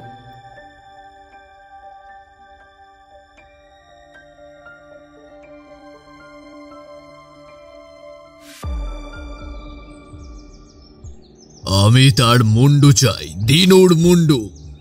আমি তাকে দেখে নেব, আমি তাকে কুচি কুচি করে কেটে ফেলব। চেঁচিয়ে বললেন শঙ্করলাল। তার বাড়িতে চুরি হবার পর 15 দিন কেটে গিয়েছে, কিন্তু সে এখনো শান্ত হতে পারেনি। পিয়ারিলাল বললে, বাবুজি, একটু আস্তে কথা বলুন। এতটা অধীর হলে চলবে কেন? অধীর হব না? এতেও আমি অধীর হব না? আমার দলে এত লোক, আজও তবু কেউ দিনুর একটা খবর পর্যন্ত আনতে পারলো না। তুমি কি ভেবেছো 2 লাখ টাকা হারিয়ে আমি এতটা অধীর হয়ে পড়েছি? এই কথা মনে করো না পিয়ারি লাল। অমন 2 লাখ টাকা আমি হাসি মুখেই বিলিয়ে দিতে পারি। হ্যাঁ, আমি অধীর হয়েছি প্রতিশোধ নেওয়ার জন্য। দিনু আমার বাড়িতে এসে হানা দেবে, আমাকে ঠকিয়ে যাবে, আমি সহ্য করতে পারবো না। বাঘ কখনো শিয়ালের পদাঘাত সহ্য করতে পারে? তার উপরে ভুলে যেও না, দিনুর জন্যই আমার দাদার মৃত্যু হয়েছে। আজও তার শোধ নেওয়া হলো না। তবু আমি অধীর হব না পিয়ারি লাল। আপনার পায়ে পড়ি বাবুজি, একটু আস্তে কথা বলুন। কার ভয় আস্তে আস্তে কথা বলবো দেখি? বিশ্বাসঘাতক রামধনু তো আর এই বাড়িতে নেই। জানি বাবুজি, কিন্তু রামধনী যতদিন আমাদের এখানে ছিল, আমরা কি তাকে সন্দেহ করতে পেরেছিল? চুরির পরেই সে পালিয়ে গিয়েছিল বলেই তো তার আসল রূপ ধরতে পেরেছি। রামধনী নেই, কিন্তু দিনুর আরো কোনো চর এখানে আছে কিনা কে বলতে পারে? পিয়ারি লাল, তোমার কথা শুনে আমার রাগ যে আরো বেড়ে উঠতে চাইছে। দিনুর অন্য কোনো চরও আছে নাকি আমার বাড়িতে? থাকতে পারে, আবার নাও থাকতে পারে। তাহলে এক কাজ করলেই তো হয়, বাড়ির সমস্ত চাকর দারোয়ানদের তাড়িয়ে নতুন একদল লোক রাখবো নাকি? তুমি কি পরামর্শ দাও? নতুন লোক রাখলে বিপদের সম্ভাবনা বাড়বে, বই কমবে না। নতুন লোকেদের অনেকেই আসবে হয়তো দিনুর আড্ডা থেকে। বাবুজি, দিনু ডাকাতকে আপনি যতটা তুচ্ছ বলে ভাবছেন সে তা নয়। শুনেছি তার মনের জোর, বুদ্ধির জোর আর গায়ের জোর, এই 3 জোরই আছে। ভেতো বাঙালি, তার আবার গায়ের জোর। তুমি আমাকে হাসালে পিয়ারি লাল। আপনি কি ভুলে যাচ্ছেন কত বড় পালোয়ান মহাদেও বাবুজিকে দিনু একলাই কাবু করেছিল? হতে পারে দাদার বয়স হয়েছিল, বুড়োকে কাবু করা শক্ত নয়। তুমি জানো তো, ছেলেবেলায় আমিও কুস্তি শিখেছি দাদার কাছেই। দাদা যখন তখন বলতেন, শঙ্করলাল, বড় হয়ে তুই আমার চেয়েও জোয়ান হবি।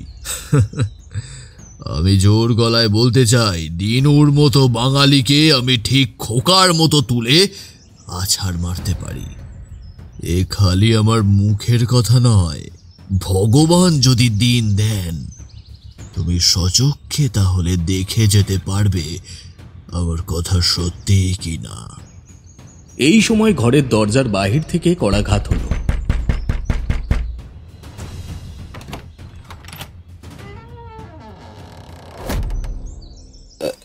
কিরে বুদ্ধ, তুই যে হঠাৎ এখানে, কোনো খবর টবর আছে নাকি? হ্যাঁ বাবু, মস্ত সুখবর। তাই নাকি? আয় আয় আয়, ভিতরে আয়। বুদ্ধ ঘরের ভিতরে এসে শঙ্করলালকে অভিবাদন করল। তাকে দেখতে ছিপছিপে, কিন্তু তার দেহ রীতিমতো কঠিন ও সবল। রং কালো, বয়স 30-32, আর তার মুখ চোখের উপরে ফুটে উঠেছে শয়তানির স্পষ্ট ছাপ। শঙ্করলাল একটু কৌতূহলী হয়ে বললে, হ্যাঁ রে বুদ্ধ, তুই এমন কি সুখবর এনেছিস? আমি 1000 টাকার বকশিস নিতে এসেছি হুজুর। তার মানে কিসের জন্য বকশিস? আজ আমি রামধনীকে দেখতে পেয়েছি হুজুর, আজ আমি রামধনীকে দেখতে পেয়েছি। দাদ, এই তোর মতে সুখবর? রামধনী তো চুনোপুটি, তার জন্য আবার বকশিস কিসের রে? গোলামের সব কথা আগে শুনুন হুজুর। আচ্ছা, কি বলতে চাস বল। হুজুর, আজ পথ দিয়ে যেতে যেতে হঠাৎ দেখতে পেলুম রামধনীকে, কিন্তু কিন্তু সে আমাকে দেখতে পায়নি হুজুর। হুজুরের বাড়িতে সে যে কি কাণ্ড করে পালিয়েছে আমার তো জানতে বাকি নেই। কাজেই সে কোথায় যায় দেখবার জন্য আমিও লুকিয়ে লুকিয়ে তার পিছু ধরলুম। এ রাস্তা ও রাস্তা দিয়ে এগিয়ে রামধনী শেষটা হাটখলির গঙ্গার ধারে একখানা খুব পুরনো বাড়ির ভিতরে গিয়ে ঢুকলো। আমার কেমন জানি সন্দেহ হলো হুজুর। রামধনী যখন দিনু ডাকাতের চর, তখন এখন এ বাড়িখানা আর কার হতে পারে? বাড়ির চারিদিকে বার কয়েক ঘোরাঘুরিও করলুম। পাড়া প্রতিবেশীদের কাছ থেকে কিছু কিছু খবরও নিলুম। তারপর বাড়ির ভিতরটা একবার উকি মেরে দেখবার জন্যে আমার মন যেন ছটফট করতে লাগলো। তখন সন্ধে হয়েছে, দোতলার একটা ঘরে আলো জ্বলছে। ঠিক সেই ঘরের পাশেই ছিল একটা বড় বট গাছ। আমিও চুপি চুপি সেই গাছে গিয়ে উঠলুম। খানিকটা উঠেই ঘরের ভিতরটা বেশ দেখতে পেলুম। হুজুর, বললে হয়তো আপনি বিশ্বাস করবেন না, সেই ঘরের ভিতরে কাকে দেখলুম জানেন? কাকে কাকে? দিনু ডাকাতকে হুজুর, দিনু ডাকাতকে। তুই ঠিক বলছিস বুদ্ধ, তুই ঠিক দেখতে পেয়েছিস? তুই দিনুকে চিনিস তো? তার চিনব না হুজুর? দিনের পর দিন তাকে দাঁড়িয়ে থাকতে দেখেছি ওই আদালতের কাঠগোড়ায়। তার চেহারা আমার মুখস্থ হয়ে গিয়েছে হুজুর। আর ঘরের ভিতরে জোর আলো জ্বলছিল। দিনুর মুখ বেশ ভালো করেই দেখে নিয়েছি। শঙ্করলাল বিপুল উৎসাহে বুদ্ধর পিঠের উপরে প্রচন্ড এক চড় বসিয়ে দিলে, বললে, সাবাস বাহাদুর, সাবাস। বুদ্ধ নিজের পিঠে হাত বুলোতে বুলোতে কাতর স্বরে বললে, এত জোরে আমাকে আর একবার আদর করলেই আমাকে পটল তুলতে হবে হুজুর।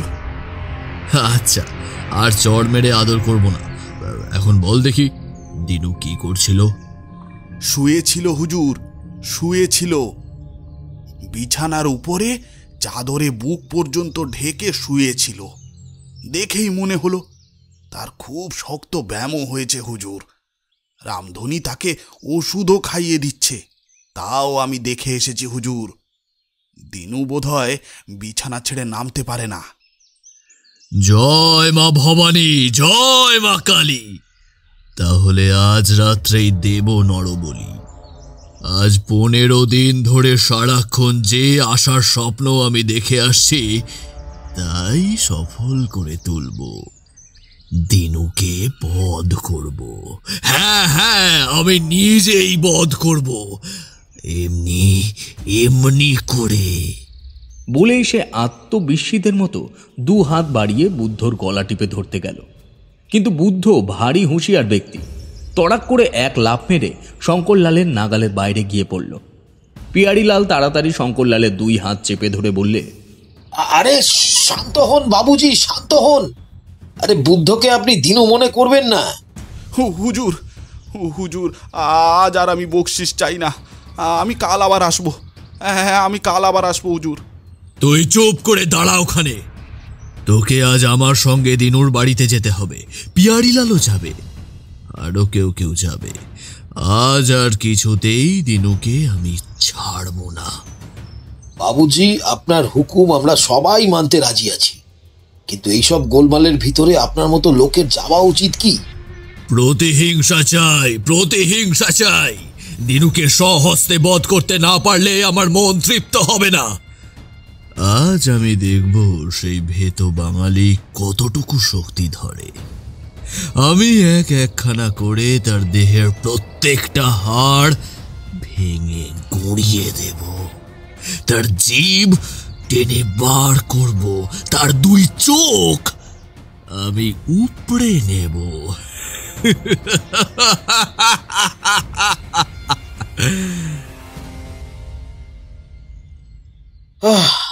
বাবুজিকে আমরা আর কি বলবো? আপনি যা ভালো বোঝেন করুন। আমরা কখন যাব? রাত 12টার পরেই। চাঁদনি রাত, কিন্তু চাঁদ দিয়েছে আজ মেঘের চাদর মুড়ি। চারিদিকে ছড়িয়ে রয়েছে আলো মাখা অন্ধকার। খানিক দেখা যায়, খানিক দেখা যায় না। রাত 12:30। এই অঞ্চলটা এই সময়ে একেবারে নীরব ও নির্জন হয়ে পড়ে।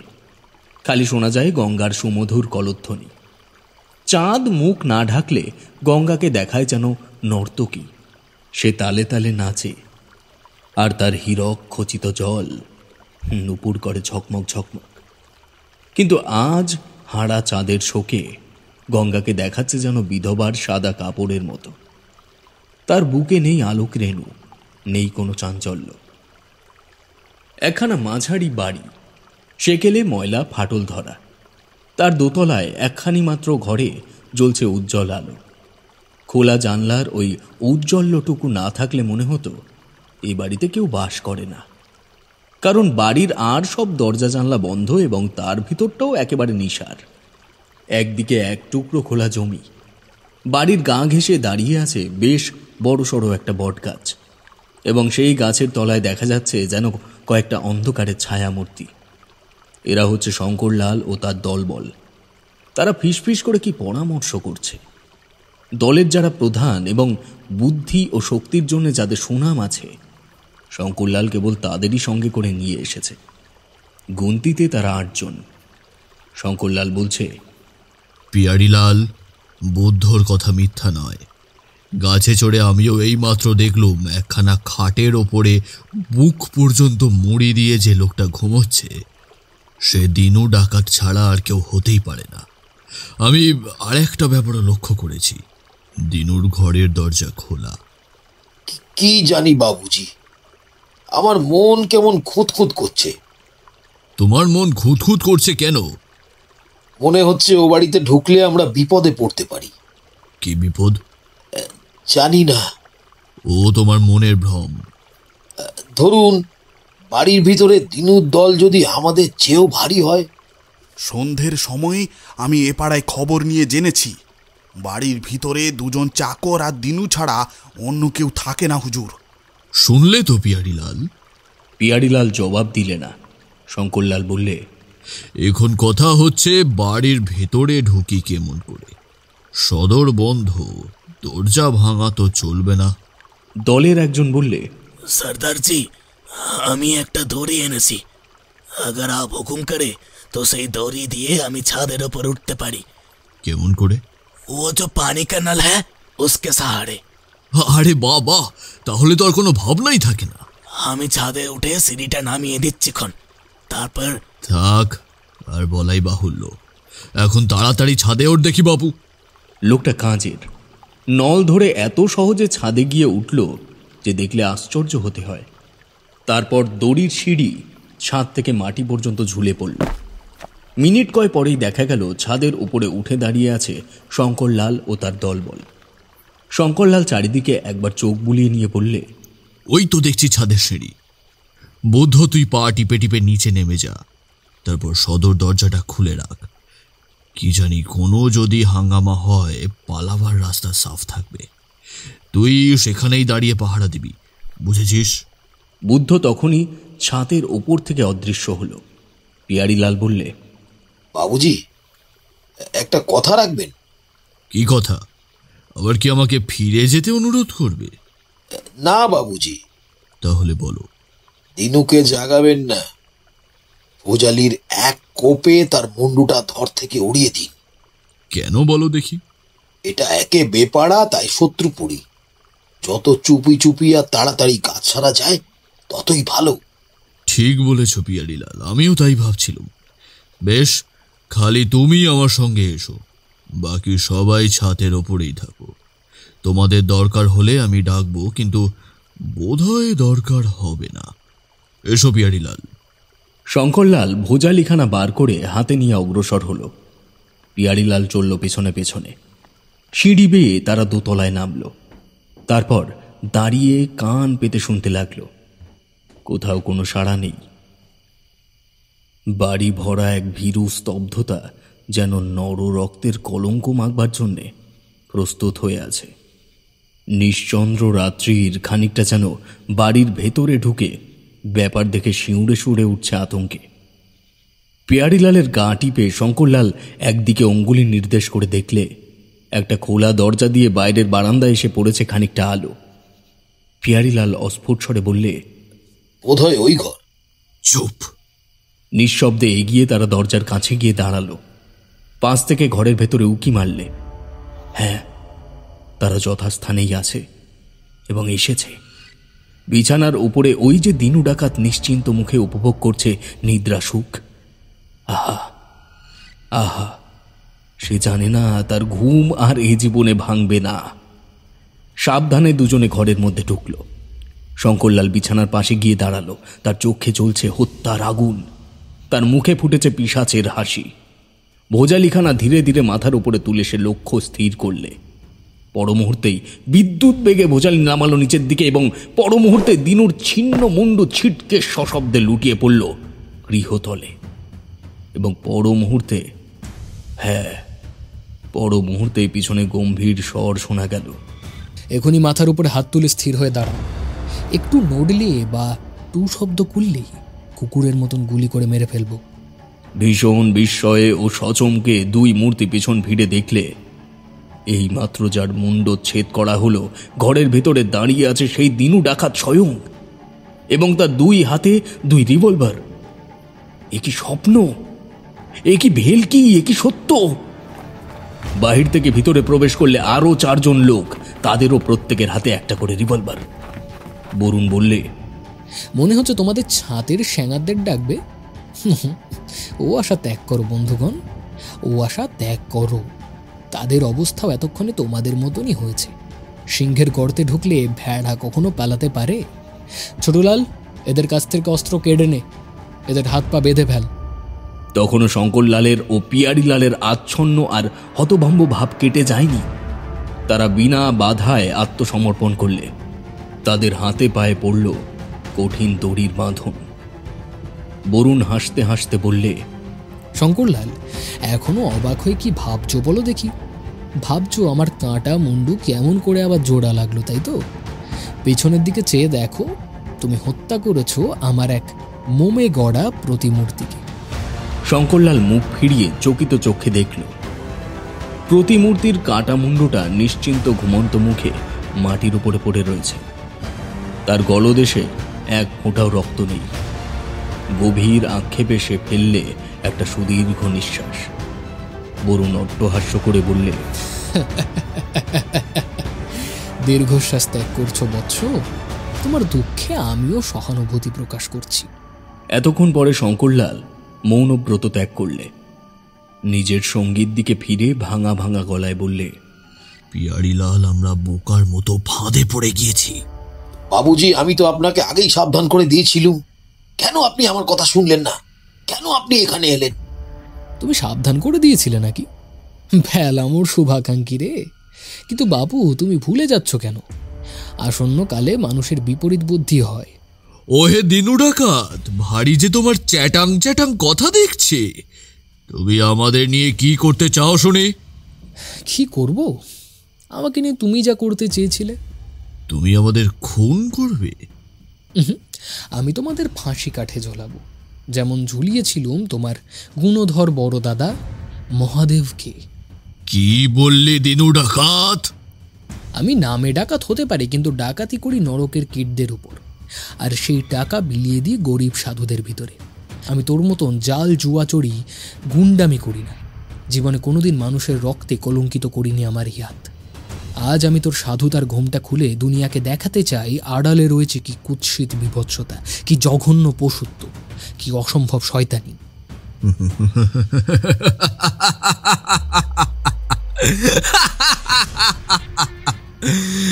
ওহে দিনু ডাকাত, জানিস তো আমি শঙ্করলাল। জানিস আমার নাম সকলের মুখে মুখে ঘোরে।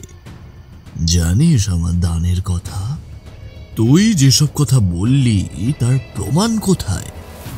তোর মতো ডাকাতের কথায় কে বিশ্বাস করবে? তোর পাপের প্রমাণ দেবার মতন লোকের অভাব নেই। তাই নাকি?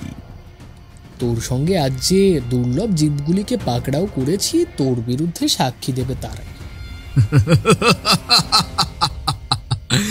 কি হে পিয়ারিলাল, তুমি আমার পাপের কথা কি জানো? ও সব কথা আমি কিছুই জানি না বাবুজি। আমি খালি জানি আপনি হচ্ছেন আমার অন্নদাতা প্রভু। ওরে ডাকো, শুনলি তো? শঙ্করলাল, অতটা আশ্বস্ত হয়েও না। তোমার মুখে পুরু করে কালি মাখাতে পারে এমন এক সাক্ষী আমার কাছেই আছে। তোর কাছে? বলিস কি রে? হ্যাঁ, ওই কথাই বলি। কে সে? বুদ্ধ। বুদ্ধ? সে তো আমার দলের লোক, সে তো আমারই হুকুমের দাস। ওরে এক চক্ষু হরিণ, তোর দেখবার ক্ষমতা কতটুকু। আজ তোকে এখানে কে ভুলিয়ে এনেছে জানিস? বুদ্ধ। বুদ্ধ? অসম্ভব। হ্যাঁ গো সিংহ চর্মাবৃত গর্ধব, বুদ্ধকে পাঠিয়ে আজ তোমাদেরকেই ফাঁদে এনে ফেলেছি। বুদ্ধ তো আমাদের দলেরই লোক, আমরা যা করেছি সেও তো তাই করেছে। আমাদের বিরুদ্ধে সাক্ষী দিয়ে সে নিজের গলা বাঁচাবে কেমন করে? বোকারাম কোথাকার। ইংরেজি আইনে রাজার সাক্ষী বলে এক জীব আছে, তাও কি তোদের মনে নেই? বুদ্ধকে এনে দাও, বুদ্ধকে আমার কাছে এনে দাও, আমি এক্ষুনি ওকে খুন করে ফেলবো। হ্যাঁ, আমাদের ছাতু ভুক, হাতে পায়ে দড়ি বাঁধা, সম্মুখ দিয়ে একটা মাছি উড়ে গেলেও কিচ্ছু করতে পারবি না। সে আবার বলে কিনা খুন করব। বলিহারি ছাতুর গুণ, বুদ্ধির বালায় নিয়ে মরি। কি বলবো রে ভেতো বাঙালি, আজ আমার হাতে পায়ের দড়ি খোলা থাকলে দেখে নিতুম তোকে আজ। বরুণ নিজের মুখ শঙ্করলালের মুখের কাছে নিয়ে গিয়ে বললে, এই ছাতুখোর, তুই আমায় চোখের সামনেই দেখছিস, তুই কি এর চেয়েও ভালো করে আমাকে দেখতে পারিস? শঙ্করলাল নিষ্ফল আক্রোশ আর সামলাতে না পেরে হঠাৎ বরুণের মুখের উপরে নিষ্টিবন ত্যাগ করে বলে ওঠেন, হ্যাঁ রে চিংড়ি মাছ খেকো ভাতের পোকা, হ্যাঁ হ্যাঁ হ্যাঁ, একবার আমার বাঁধন খুলে দিয়ে দেখ না। বরুণ সোজা হয়ে দাঁড়িয়ে নিজের মুখে থুতু কোঁচার খুঁটি দিয়ে মুছতে মুছতে গম্ভীর স্বরে ডাকলে, ছোটলাল। ছোটলাল তখনই ভিতরে এসে বললে, কি হুজুর? শঙ্করলালের হাতের পায়ের বাঁধন সব খুলে দে। কি বলছেন হুজুর? প্রতিবাদ করিস না, যা বলছি শোন। শঙ্করলালের বাঁধন খুলে দিয়ে তোরা দরজার কাছে গিয়ে রিভলভার নিয়ে দাঁড়া। এই হতভাগ্য যদি আমাকে হারিয়ে এখান থেকে চলে যেতে পারে, তোরা পথ ছেড়ে দিবি, কিন্তু তার আগে যদি পালাবার চেষ্টা করে, তোরা তখনই একে গুলি করে কুকুরের মতন মেরে ফেলবি, কেমন? মিনিট 10 মধ্যেই বিচিত্র এক অভিনয়ের জন্য রঙ্গমঞ্চ প্রস্তুত হল। শঙ্করলাল বন্ধনমুক্ত, স্বাধীন। বরুণ নিজের পাঞ্জাবিটা খুলে দরজার কাছে ছুঁড়ে ফেলে দিল। তারপর মাল কোচা মেরে কাপড় পরে অত্যন্ত শান্তভাবেই বললে, এসো ছাতুর ট্রেডমার্ক, বাংলায় বসে বাঙালির রক্ত শোষণ করে তুমি আজ গালাগালি দিচ্ছ বাঙালিকেই। দেখি দেখি আজ তোমার ছাতুর বীরত্ব। আমি প্রস্তুত। শঙ্করলাল কোনো কথা বললেন না, সেও নিজের জামা খুলে ফেললে। তারপর একবার দরজার বাইরের দিকে তাকিয়ে দেখলে পালাবার পথ জুড়ে চকচক করছে 4-4টে রিভলভার। তারপর সে নিজের গেঞ্জিটাও খুলে ফেললে। তখন দেখা গেল তার বিরাট বক্ষ ও বাহুমূলের স্ফীত মাংসপেশি, যা দেখলে রীতিমতো বলিষ্ঠ ব্যক্তির মনও একেবারে দমে যায়। সে বললে, দিনো, তুই কি সত্যি কথা বলছিস? কি? তোকে হারাতে পারলে আর কেউ আমাকে বাধা দেবে না? আমি এখান থেকে চলে যেতে পারবো? আমি শঙ্করলাল নই, আমার কথার মূল্য আছে। দেখ তবে মজাটা। বলেই শঙ্করলাল তার সুদীর্ঘ বাহু বিস্তার করে বরুণকে ধরবার জন্য প্রকাণ্ড এক লম্ফ ত্যাগ করলে। বরুণ হেঁট হয়ে বিদ্যুৎ বেগে এক পাশে সরে গেল এবং শঙ্করলাল মুখ থুবড়ে পড়ল গিয়ে ঘরের কঠিন দেওয়ালের উপরে। সেই আঘাতের যন্ত্রণা সামলাবার আগেই সে আচ্ছন্নের মতো অনুভব করলে পিছন থেকে তার কোমর ধরে কে তাকে অত্যন্ত অনায়াসে শূন্যে তুলে সজোরে নিক্ষেপ করলে ঘরের মেঝের উপরে। সঙ্গে সঙ্গে তার দেহের ধাক্কা লেগে কাঁচের গেলাস ও কুজো সমেত একটা তেপায়া সশব্দে উল্টে মেঝের উপরে গিয়ে পড়ল। শঙ্করলাল কাতর কণ্ঠে আর্তনাদ করে উঠল এবং সেই আর্তধ্বনি স্তব্ধ হবার আগেই বরুণ আবার তার দীর্ঘ কেশ ধরে আকর্ষণ করে তাকে তুলে দাঁড় করিয়ে দিল। তারপরেই তার উপর হতে লাগলো অবিশ্রাম মুষ্ঠির পর মুষ্ঠির আঘাত। কি তার হয়েছে, কে তাকে মারছে, সেসব কিছু বুঝবার আগেই শঙ্করলাল আবার হলো পপাত ধরণীতলে। বরুণ উদ্যত বজ্রের মতো গর্জন করে বললে, শঙ্করলাল, তুই কি এখনো ভেতো বাঙালির শক্তি পরীক্ষা করতে চাস? কিন্তু শঙ্করলাল নিশ্চেষ্ট হয়ে বোবার মতো পড়ে রইল, কারণ তখন তার কথা কয়বার বা উঠবার আর কোনো ক্ষমতাই ছিল না। লড়তে আমি ভালোবাসি, কিন্তু যে লড়াই এত সহজে শেষ হয়ে যায় সে হচ্ছে ছেলে খেলা। ছোটলাল, এই অপদার্থটাকে আবার ভালো করে বেঁধে ফেল। হুজুর। ভাই ছোট্টু, হুজুর। এখন আমাদের কি করা উচিত বলো দেখি? হুজুরই জানে। না ছোটলাল, তোরা সবাই আমার সঙ্গে বড় গোলামের মতন কথা বলিস। তোরা কি আমার গোলাম? তোরা যে আমার ভাই। ছোটুলাল হঠাৎ হেঁট হয়ে পড়ে দুই হাতে বরুণের দুই পা জড়িয়ে ধরে অভিভূত স্বরে বললে, না হুজুর, আমরা আপনার ছেলে। বারে ছোটু, বেশ যে কথা কইতে শিখেছিস। তাহলে শোনো পুত্রবর, আমার পদযুগল ত্যাগ করে উঠে দণ্ডায়মান হও। তোমাকে এখনই একবার টেলিফোনের কাছে যেতে হবে। ইন্সপেক্টর অশান্ত অর্থাৎ প্রশান্ত চৌধুরীর ঠিকানায় ফোন করে দাও যে এখানে তার জন্য অনেকগুলি জীবন্ত রত্ন অপেক্ষা করে আছে। বুদ্ধ এখানে থাকবে। অশান্তকে জানিয়ে রেখো বুদ্ধই হবে রাজার সাক্ষী। তাকে আরও বলে রেখো যে তারপরে তার যদি কিছু জানবার দরকার হয় আমার পত্র যথাসময়ে হাজির হয়ে জানিয়ে দেবে। আচ্ছা হুজুর। ফোন করবার পরে আমরা কি করব ছোটু? আপনি জানেন হুজুর। ছোটু, আমাদের পক্ষে স্থান হবে তখন অত্যন্ত বিপজ্জনক, কারণ তারপরে অশান্ত চৌধুরী এখানে এসে একসঙ্গে রদ দেখতে আর কলা বেচতে চাইবে। অর্থাৎ সে শঙ্করলালদেরও ধরবে আর আমাদেরও ছাড়বে না। দরকার কি অত গোলমেলের ভাই? তোমার ফোনের কথা শেষ হলেই আমি সদল বলে অদৃশ্য হব। কি বলো? সেইটাই কি বুদ্ধিমানের কাজ হবে না? আপনি জানেন হুজুর। এই ছোটু, তোর কথা আর ভালো লাগছে না। তুই চলে যা আমার সম্মুখ থেকে। তুই হচ্ছিস আমার বাজে প্রতিদ্বন্দ্বী। যা, ফোন করগে যা। বরুণ ও ছোট্টলাল ঘরের ভেতর থেকে অদৃশ্য হলো। তারপর শোনা গেল সিঁড়ির ওপরে অনেকগুলো পায়ের শব্দ। তারপর আর জনপ্রাণী সাড়া নেই। শোনা যায় কেবল অদূর বর্তীর্ণ গঙ্গার জলবৎ কলরব। এতক্ষণে শঙ্করলালের দর্পচূর্ণ হয়েছে। কষ্টে নিঃশ্বাস টানতে টানতে সে বললে, পিয়ারিলাল, পিয়ারিলাল,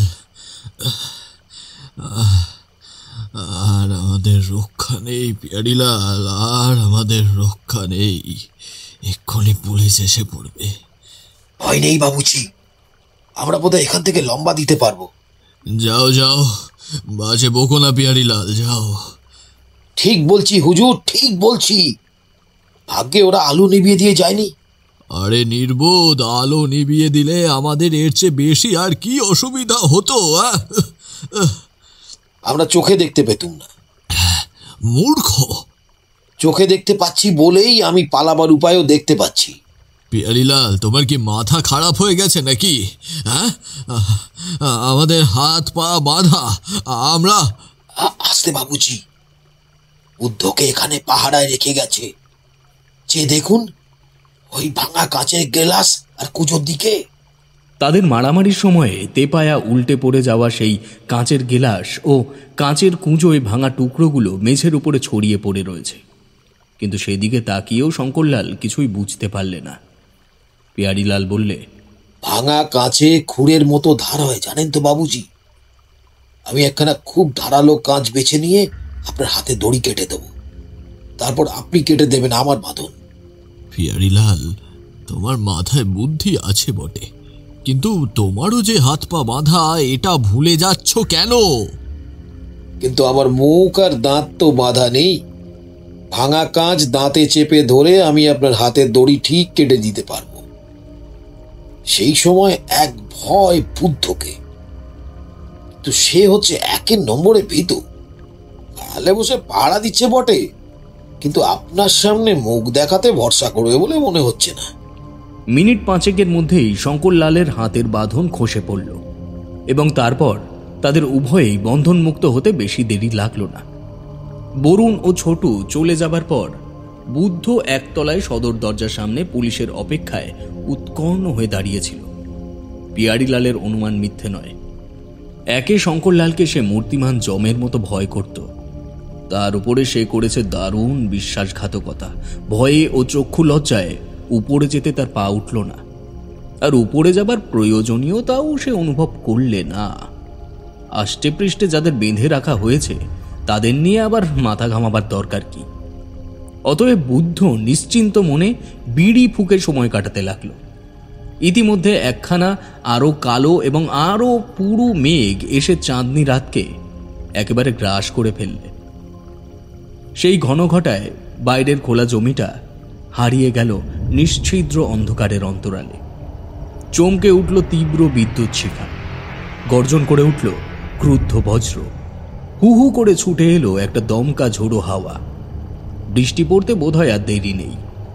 ঠান্ডা বাতাস থেকে আত্মরক্ষা করবার জন্য গায়ের কাপড়খানা ভালো করে মুড়ি দিয়ে বুদ্ধ যখন ভাবছে পুলিশ এখনো আসে না কেন, ঠিক সেই সময় অদূরে জেগে উঠল রাত্রির বুক মথিত করে দ্রুতগামী মোটর গাড়ির চিৎকার। মুখের বিড়িটা ছুঁড়ে ফেলে দিয়ে বুদ্ধ বলে উঠল, নিশ্চয়ই পুলিশের গাড়ি। সিঁড়ির ওপরে পদশব্দ। সচমকে মুখ ফিরিয়ে বুদ্ধ সভয়ে দেখলে অসম্ভব দৃশ্য। মার মুখ হয়ে দুমদাম করে নেমে আসছে শঙ্করলালের বিভীষণ প্রকাণ্ড দেহ এবং তার পেছনে পেছনে পেয়ারীলাল। তার কি করা উচিত সেটা স্থির করতে তার কাল বিলম্ব হল না। বাড়ির বাইরে লম্বা এক লাফ মেরে বুদ্ধ হারিয়ে গেল অন্ধকারের ভেতরে। শঙ্করলাল তার পশ্চাতে ধাবমান হবার চেষ্টা করতেই পিয়ারীলাল বলে উঠল, হুঁশিয়ার বাবুজি, পুলিশের গাড়ি কাছে এসে পড়েছে। পুলিশের নাম শুনেই শঙ্করলাল থেমে দাঁড়িয়ে পড়ে ত্রস্ত চোখে দেখল পূর্ব দিকের রাস্তা ধরে একখানা বাসের মতো মস্ত গাড়ি হেডলাইট জেলে বেগে ছুটে আসছে। পিয়ারীলাল বললে, দৌড়ে চলুন, আমরা গঙ্গায় লাফিয়ে পড়বো। আচম্বিতে কোনো অদৃশ্য কণ্ঠে জাগ্রত হলো ব্যঙ্গপূর্ণ হো হো অট্টহাস্য।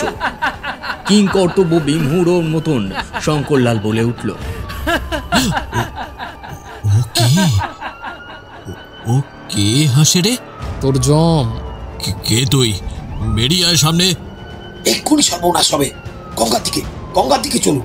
কিন্তু গঙ্গার দিকে অগ্রসর হতে না হতেই কি একটা জিনিস কোথা থেকে সজোরে দাহা করে শঙ্করলালের ডান পায়ের উপরে এসে পড়ল এবং সঙ্গে সঙ্গে বাপরে বাপ বলে সে হলো কুড়া কাটা কলা গাছের মতন পপাত ধরণী তলে। কি হলো বাবুজি? উঠুন উঠুন বলে পিয়ারীলাল দুই হাতে প্রাণপণে শঙ্করলালকে টেনে তুলে দাঁড় করিয়ে দিল। আবার ধপাস করে বসে পড়ে যন্ত্রণা বিকৃত স্বরে শঙ্করলাল বললে, আমার ডান পা বোধহয় ভেঙে গেছে। আমি আর চলতে পারছি না।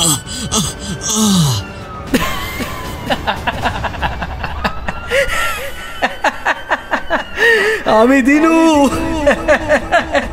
বৎস ছাতু, আমাকে ফাঁকি দেওয়া এত সহজ না। তুমি যাতে চলতে না পারো সেই ব্যবস্থাই আমি করেছি।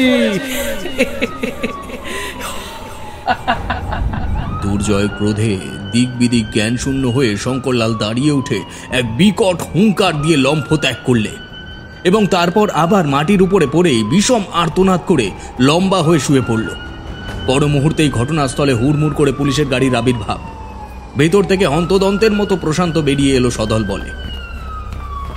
মাঠের নিরন্ধ্র অন্ধকারকে বিতাড়িত করেছে হেডলাইটের উগ্র ছটা। পিয়ারীলাল তখন অদৃশ্য। ভূমিতলে নিশ্চেষ্ট হয়ে পড়ে আছে কেবল শঙ্করলালের প্রায় অচেতন দেহ। এদিকে ওদিকে দৃষ্টি চালনা করে প্রশান্ত মাটির ওপর থেকে তুলে নিলে লোহা দিয়ে বাঁধানো এক হাত লম্বা একটা খেটে বা ছোট ডান্ডা। বিস্মিত চোখে সেটা সে পরীক্ষা করতে লাগলো।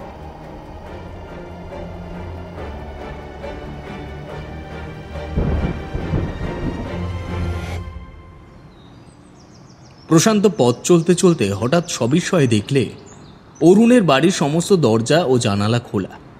তবে কি অরুণ আবার কলকাতায় ফিরে এসেছে? সদর দরজার কাছে গিয়ে প্রশান্ত ডাকলে, অরুণ বাবু, ও অরুণ বাবু। ডাক শুনে অরুণ নিচে নেমে এলো, বলল, আরে প্রশান্ত বাবুজি, কলকাতায় পা দিতে না দিতেই একেবারে আপনার মুখদর্শন। হ্যাঁ, তাহলে এখনো আমাদের বাড়ির ওপরে আপনার পাহারা বজায় আছে দেখছি। আরে না মশাই না, খালি খাঁচার উপরে পাহারা দেব আমরা এতটা মূর্খ নই। আপনি যে ফিরেছেন তাও তো আমি জানতুম না। এই পথ দিয়ে যেতে যেতে বাড়ির জানালা দরজা খোলা দেখে খবর নিতে এলুম। তা সেটাও কি অন্যায় হয়েছে নাকি? না না, সে এসেছেন, বেশ করেছেন। চলুন বৈঠকখানে চলুন। সময় নেই মশাই, সময় একদম নেই। একটা নতুন মামলা সাজাতে হচ্ছে। অন্তত এক কাপ চা আর টোস্টের স্বাদ দিয়ে যান। ফেরবার পথে বর্ধমান থেকে সীতাভোগ আর মিহিদানা নিয়ে এসছি। তারও 2-4টে নমুনা পরীক্ষা করলে কম খুশি হব না। আহা, লোভ দেখিয়ে জব্দ করলেন দেখছি। চলুন তাহলে। দুজনে বৈঠকখানায় গিয়ে বসল। অরুণ ডাকলে, শ্রীধর, ও শ্রীধর, এগে দুজনের জন্য টোস্ট, চা আর সীতাভোগ আর মিহিদানা। একে পাঠিয়ে দিচ্ছি বাবু। তারপর প্রশান্তবাবু, নতুন কি মামলার কথা বলছিলেন না? হ্যাঁ মশাই, ভারী জটিল মামলা। শঙ্করলালের মামলা বুঝি? বাহ, সে খবরও রাখেন? কাগজে পড়েছি। আপনি খুব বড় বড় আসামিকে গ্রেপ্তার করেছেন দেখছি। এই সেদিন ধরলেন মহাদেব গুন্ডাকে, তারপর দিনু ডাকাতকে, তারপর আবার এই শঙ্করলাল। আপনার বাহাদুরি দেখলে অভিভূত হতে হয়। ঠাট্টা করছেন? এ বাবা, কেন ঠাট্টা কেন? আপনি তো জানেন মহাদেবকে ধরিয়ে দিয়েছে দিনু, আর দিনুকে ধরিয়ে দিয়েছে শঙ্করলাল। আবার শঙ্করলালকে ধরিয়ে দিয়েছে কে, দুদিন পরে তাও শুনতে পাবেন। এখনই শুনি না। বেশ, শঙ্করলালকে ধরিয়ে দিয়েছে আপনার বন্ধু বরুণ। আগে হ্যাঁ। আমি তা জানি। জানেন? কি করে জানলেন? মানে খবরের কাগজেও তো এখনো এসব কিছু বেরোয়নি। আর আপনি ছিলেন কলকাতার বাইরে, সুতরাং দিনুর সঙ্গেও আপনার দেখা সাক্ষাৎ তো না, সে তো সম্ভব নয়। এক মুহূর্তেই আপনার পুলিশ প্রাণ জেগে উঠল যে একেবারে জেরা শুরু করে দিলেন। আরে না মশাই না, আমি জেরা টেরা করছি না, কিন্তু যে কথা আপনার জানা একেবারে অসম্ভব, আপনি তা জানলেন কেমন করে? মানে আমি এটা ভেবেই বিস্মিত হচ্ছি আর কি। এতেই বিস্মিত হচ্ছেন? তাহলে অধিকতর বিস্মিত হওয়ার জন্য প্রস্তুত হন প্রশান্তবাবু। মানে? আমাকে মানে বলে দিতে হবে না, যা মানে সব আপনি নিজেই বুঝতে পারবেন। পর মুহূর্তেই প্রশান্ত যা দেখলে সেটা তার কল্পনাতীত। চায়ের ট্রে হাতে করে ঘরের ভিতরে প্রবেশ করলে যে লোকটি, অরুণ তাকে বরুণ বলে জানে, আর প্রশান্ত জানে দিনু ডাকাত বলেই। প্রশান্ত চেয়ার ছেড়ে দাঁড়িয়ে উঠল পরম বিস্ময়ে। বরুণ একগাল হেসে মিষ্টি গলায় বললে, আমাকে দেখে ব্যস্ত হবেন না প্রশান্তবাবু, এখন আমি দিনু ডাকাত নই, আমার নাম শ্রী বরুণ কুমার। প্রশান্ত একেবারে স্তম্ভিত হয়ে গেল। যে দিনুকে গ্রেপ্তার করবার জন্যে সে দিবারাত্র জল্পনা কল্পনা করে, যাকে যাবজ্জীবন দ্বীপান্তরে পাঠাবার জন্যে রাত শক্তি আকুল আগ্রহে অপেক্ষা করছে, সেই কিনা স্বেচ্ছায় আজ তার সম্মুখে এসে হাজির। অপরাধীর এতখানা বুকের পাঁটা কেউ দেখেছে কোনোদিনও? ট্রেখানা টেবিলের উপরে নামিয়ে রেখে বরুণ তেমনি হাসি মুখে বললে, আজ আপনাকে পরিবেশন করবার সৌভাগ্য অর্জন করে এই অধমের জীবহানার দেহ আর মন সবই সতর্ক হয়ে গেল। দিন, টোস্ট খান, সীতাভোগ খান, মিহিদানা খান, চা খান, আরও কিছু চান? হঠাৎ কঠিন হয়ে উঠল প্রশান্তের মুখ, চোখের ভাব। বরুণ নরম গলাতেই বললে, এমনভাবে দেখা হয় না বাঘ আর হরিণের, তাই না প্রশান্তবাবু? কিন্তু আমি জানি এই বাড়ির ওপর যখন আর পুলিশ পাহারা নেই তখন নিরাপদেই পদার্পণ করতে পারি আমি। তারপর অকস্মাৎ মহাশয়ের আবির্ভাব। কিন্তু বিবেচনা করে দেখলুম আপাতত আপনি যখন নিরস্ত্র আর আমার পকেটে আছে একটি অটোমেটিক আগ্নেয়াস্ত্র, তখন নির্ভয়ে আপনার সঙ্গে দু চারটে বাক্যালাপ করে গেলে মাথার উপরের আকাশ ভেঙে পড়বে না। আপনি কি বলেন? আমার দিকে অমন বোবার মতন তাকিয়ে থাকলে একটুও লাভ হবে না। খাবার আচ্ছা ঠান্ডা হয়ে যাচ্ছে, বসতে আজ্ঞা হোক। কিঞ্চিত উদর সেবা করে আমার আর অরুণের জীবন ধন্য করুন। আচ্ছা এই দেখুন, আগে আমি আরম্ভ করছি আপনাকে উৎসাহিত করবার জন্য। এই বলে সে একখানা টোস্ট হাতে করে তুলে নিল। অরুণ বললে, নিন প্রশান্তবাবু, আরম্ভ করুন। অনুরোধ যখন করছেন তখন ভদ্রতার খাতিরে রাখতেই হবে, কিন্তু আমার চা ছাড়া কিছুই চলবে না। তাহলে এই খাবারগুলো কেন এলো এখানে? আপনারা গ্রহণ করবেন বলে। আমার হাতে সময় নেই, আমাকে এখনই বিদায় নিতে হবে। প্রশান্ত তাড়াতাড়ি চা শেষ করবার জন্যে পেয়ালায় চুমুক দিতে লাগলো ঘন ঘন। বরুণ হেসে বললে, মাফ করবেন প্রশান্তবাবু, তাড়াতাড়ি চা শেষ করলেও আপনি এখন পালাতে পারবেন না। মানে? আমার আগে আপনি এখান থেকে অদৃশ্য হতে পারবেন না। এটা কি আদেশ? অনুরোধ। তা এমন আশ্চর্য অনুরোধের কারণ? তা অনুমান করুন। না, অনুমান করতে পারছি না। এটা কি সত্যি কথা? আগে হ্যাঁ। না। তা আপনি কি আমাকে মিথ্যাবাদী বলতে চান? পাগল, পুলিশ কখনো মিথ্যে কথা বলতে পারে? তাহলে আমি কি আপনার বন্দী? আগে না, পুলিশকে বন্দি করে রাখবার মতন জেলখানা কোথায় পাবো আমি? আসল কথা কি জানেন প্রশান্তবাবু, আপনাকে আগে যেতে দিলে আপনি এখনই তীর বেগে ধাবমান হবেন লাল পাগড়ির অন্বেষণে। দিনু ডাকাতকে ধরবার সুযোগ আর আমি আপনাকে দেব না। প্রশান্ত বসে রইল ঠিক যেন বোকা। বরুণ হঠাৎ চেয়ার থেকে উঠে দাঁড়িয়ে স্বর বদলে কঠিন কণ্ঠে বললে, শোনো প্রশান্ত, বাজে চালাকি ছেড়ে দিয়ে ভালো করে শোনো। আমি কি বলবার জন্য আজ তোমার সঙ্গে দেখা করলাম জানো? আমি তোমাকে জানিয়ে দিতে চাই, 1000 বার মাথা খুঁড়লেও কাল থেকে বেশ কিছুকালের জন্য আর তুমি আমার দেখা পাবে না। সুতরাং আমার প্রাণের চেয়েও প্রিয় বন্ধু অরুণের জীবনকে আর যেন ভয়াবহ করে তুলো না। আপনার কথার অর্থ তো আমি কিছুই বুঝতে পারছি না। আমি বলতে চাই, অরুণের বাড়ির ওপর প্রাণপণে পাহারা দিলেও আর কেউ আমাকে এখানে আবিষ্কার করতে পারবে না। কেন? আমি যাব এখন অজ্ঞাতবাসে। তাহলে আপনি আর কলকাতায় থাকবেন না? কলকাতায় থাকবো না, বাংলাদেশেও থাকবো না, হয়তো ভারতবর্ষেও থাকবো না। বর্তমান জীবন আমার কাছে একঘেয়ে হয়ে উঠেছে। আমার কাছে একঘেয়েমি হচ্ছে বিষের মতন। আমি চাই নিত্য নব উত্তেজনা, নিত্য নব বিপদের বৈচিত্র্য, নিত্য নব ঘটনার ঘাত প্রতিঘাত। কালকে আমি যাত্রা করব সেই অজানার সন্ধানে।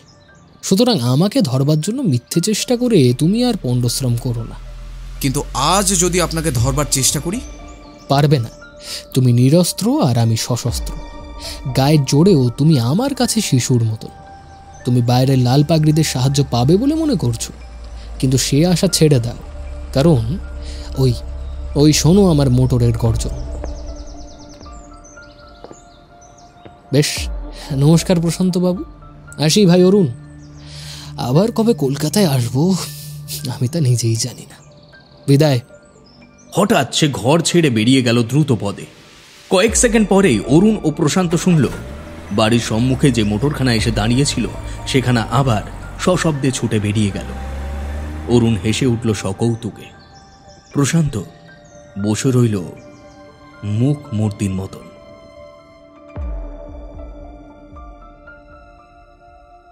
কেমন লাগলো আজকের গল্প জানাতে ভুলবেন না আপনাদের মূল্যবান কমেন্টসের মাধ্যমে।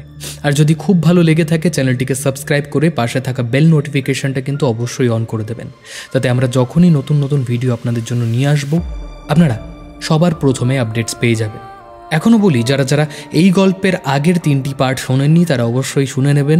ডেসক্রিপশানে দেওয়া থাকবে আগের পর্বগুলোর লিঙ্ক এবং অবশ্যই কমেন্ট সেকশানেও পিন করা থাকবে, অথবা আমাদের চ্যানেল প্লেলিস্টে গিয়েও গল্পগুলি শুনে নিতে পারেন। আজকের গল্পে যেসব কলাকুশলীরা অভিনয় করেছেন তাদের ডিটেলস দেওয়া থাকবে ডেসক্রিপশন বক্সে, অবশ্যই চেক আউট করবেন। আজকের গল্প পাঠে ছিলেন রাজপ্রতাপ বসু, শব্দ সংযোজন আবহ এবং প্রচ্ছদে দাস স্টুডিওস। গল্পটি স্ক্রিপ্টিং এবং অডিও রূপান্তর করেছে অঙ্কিতা। তবে আজকের জন্য এটুকুই, ফিরব আরও একটি নতুন গল্প নিয়ে। ততদিন সঙ্গে থাকুন, শুনতে থাকুন রাজদেবী 2.0।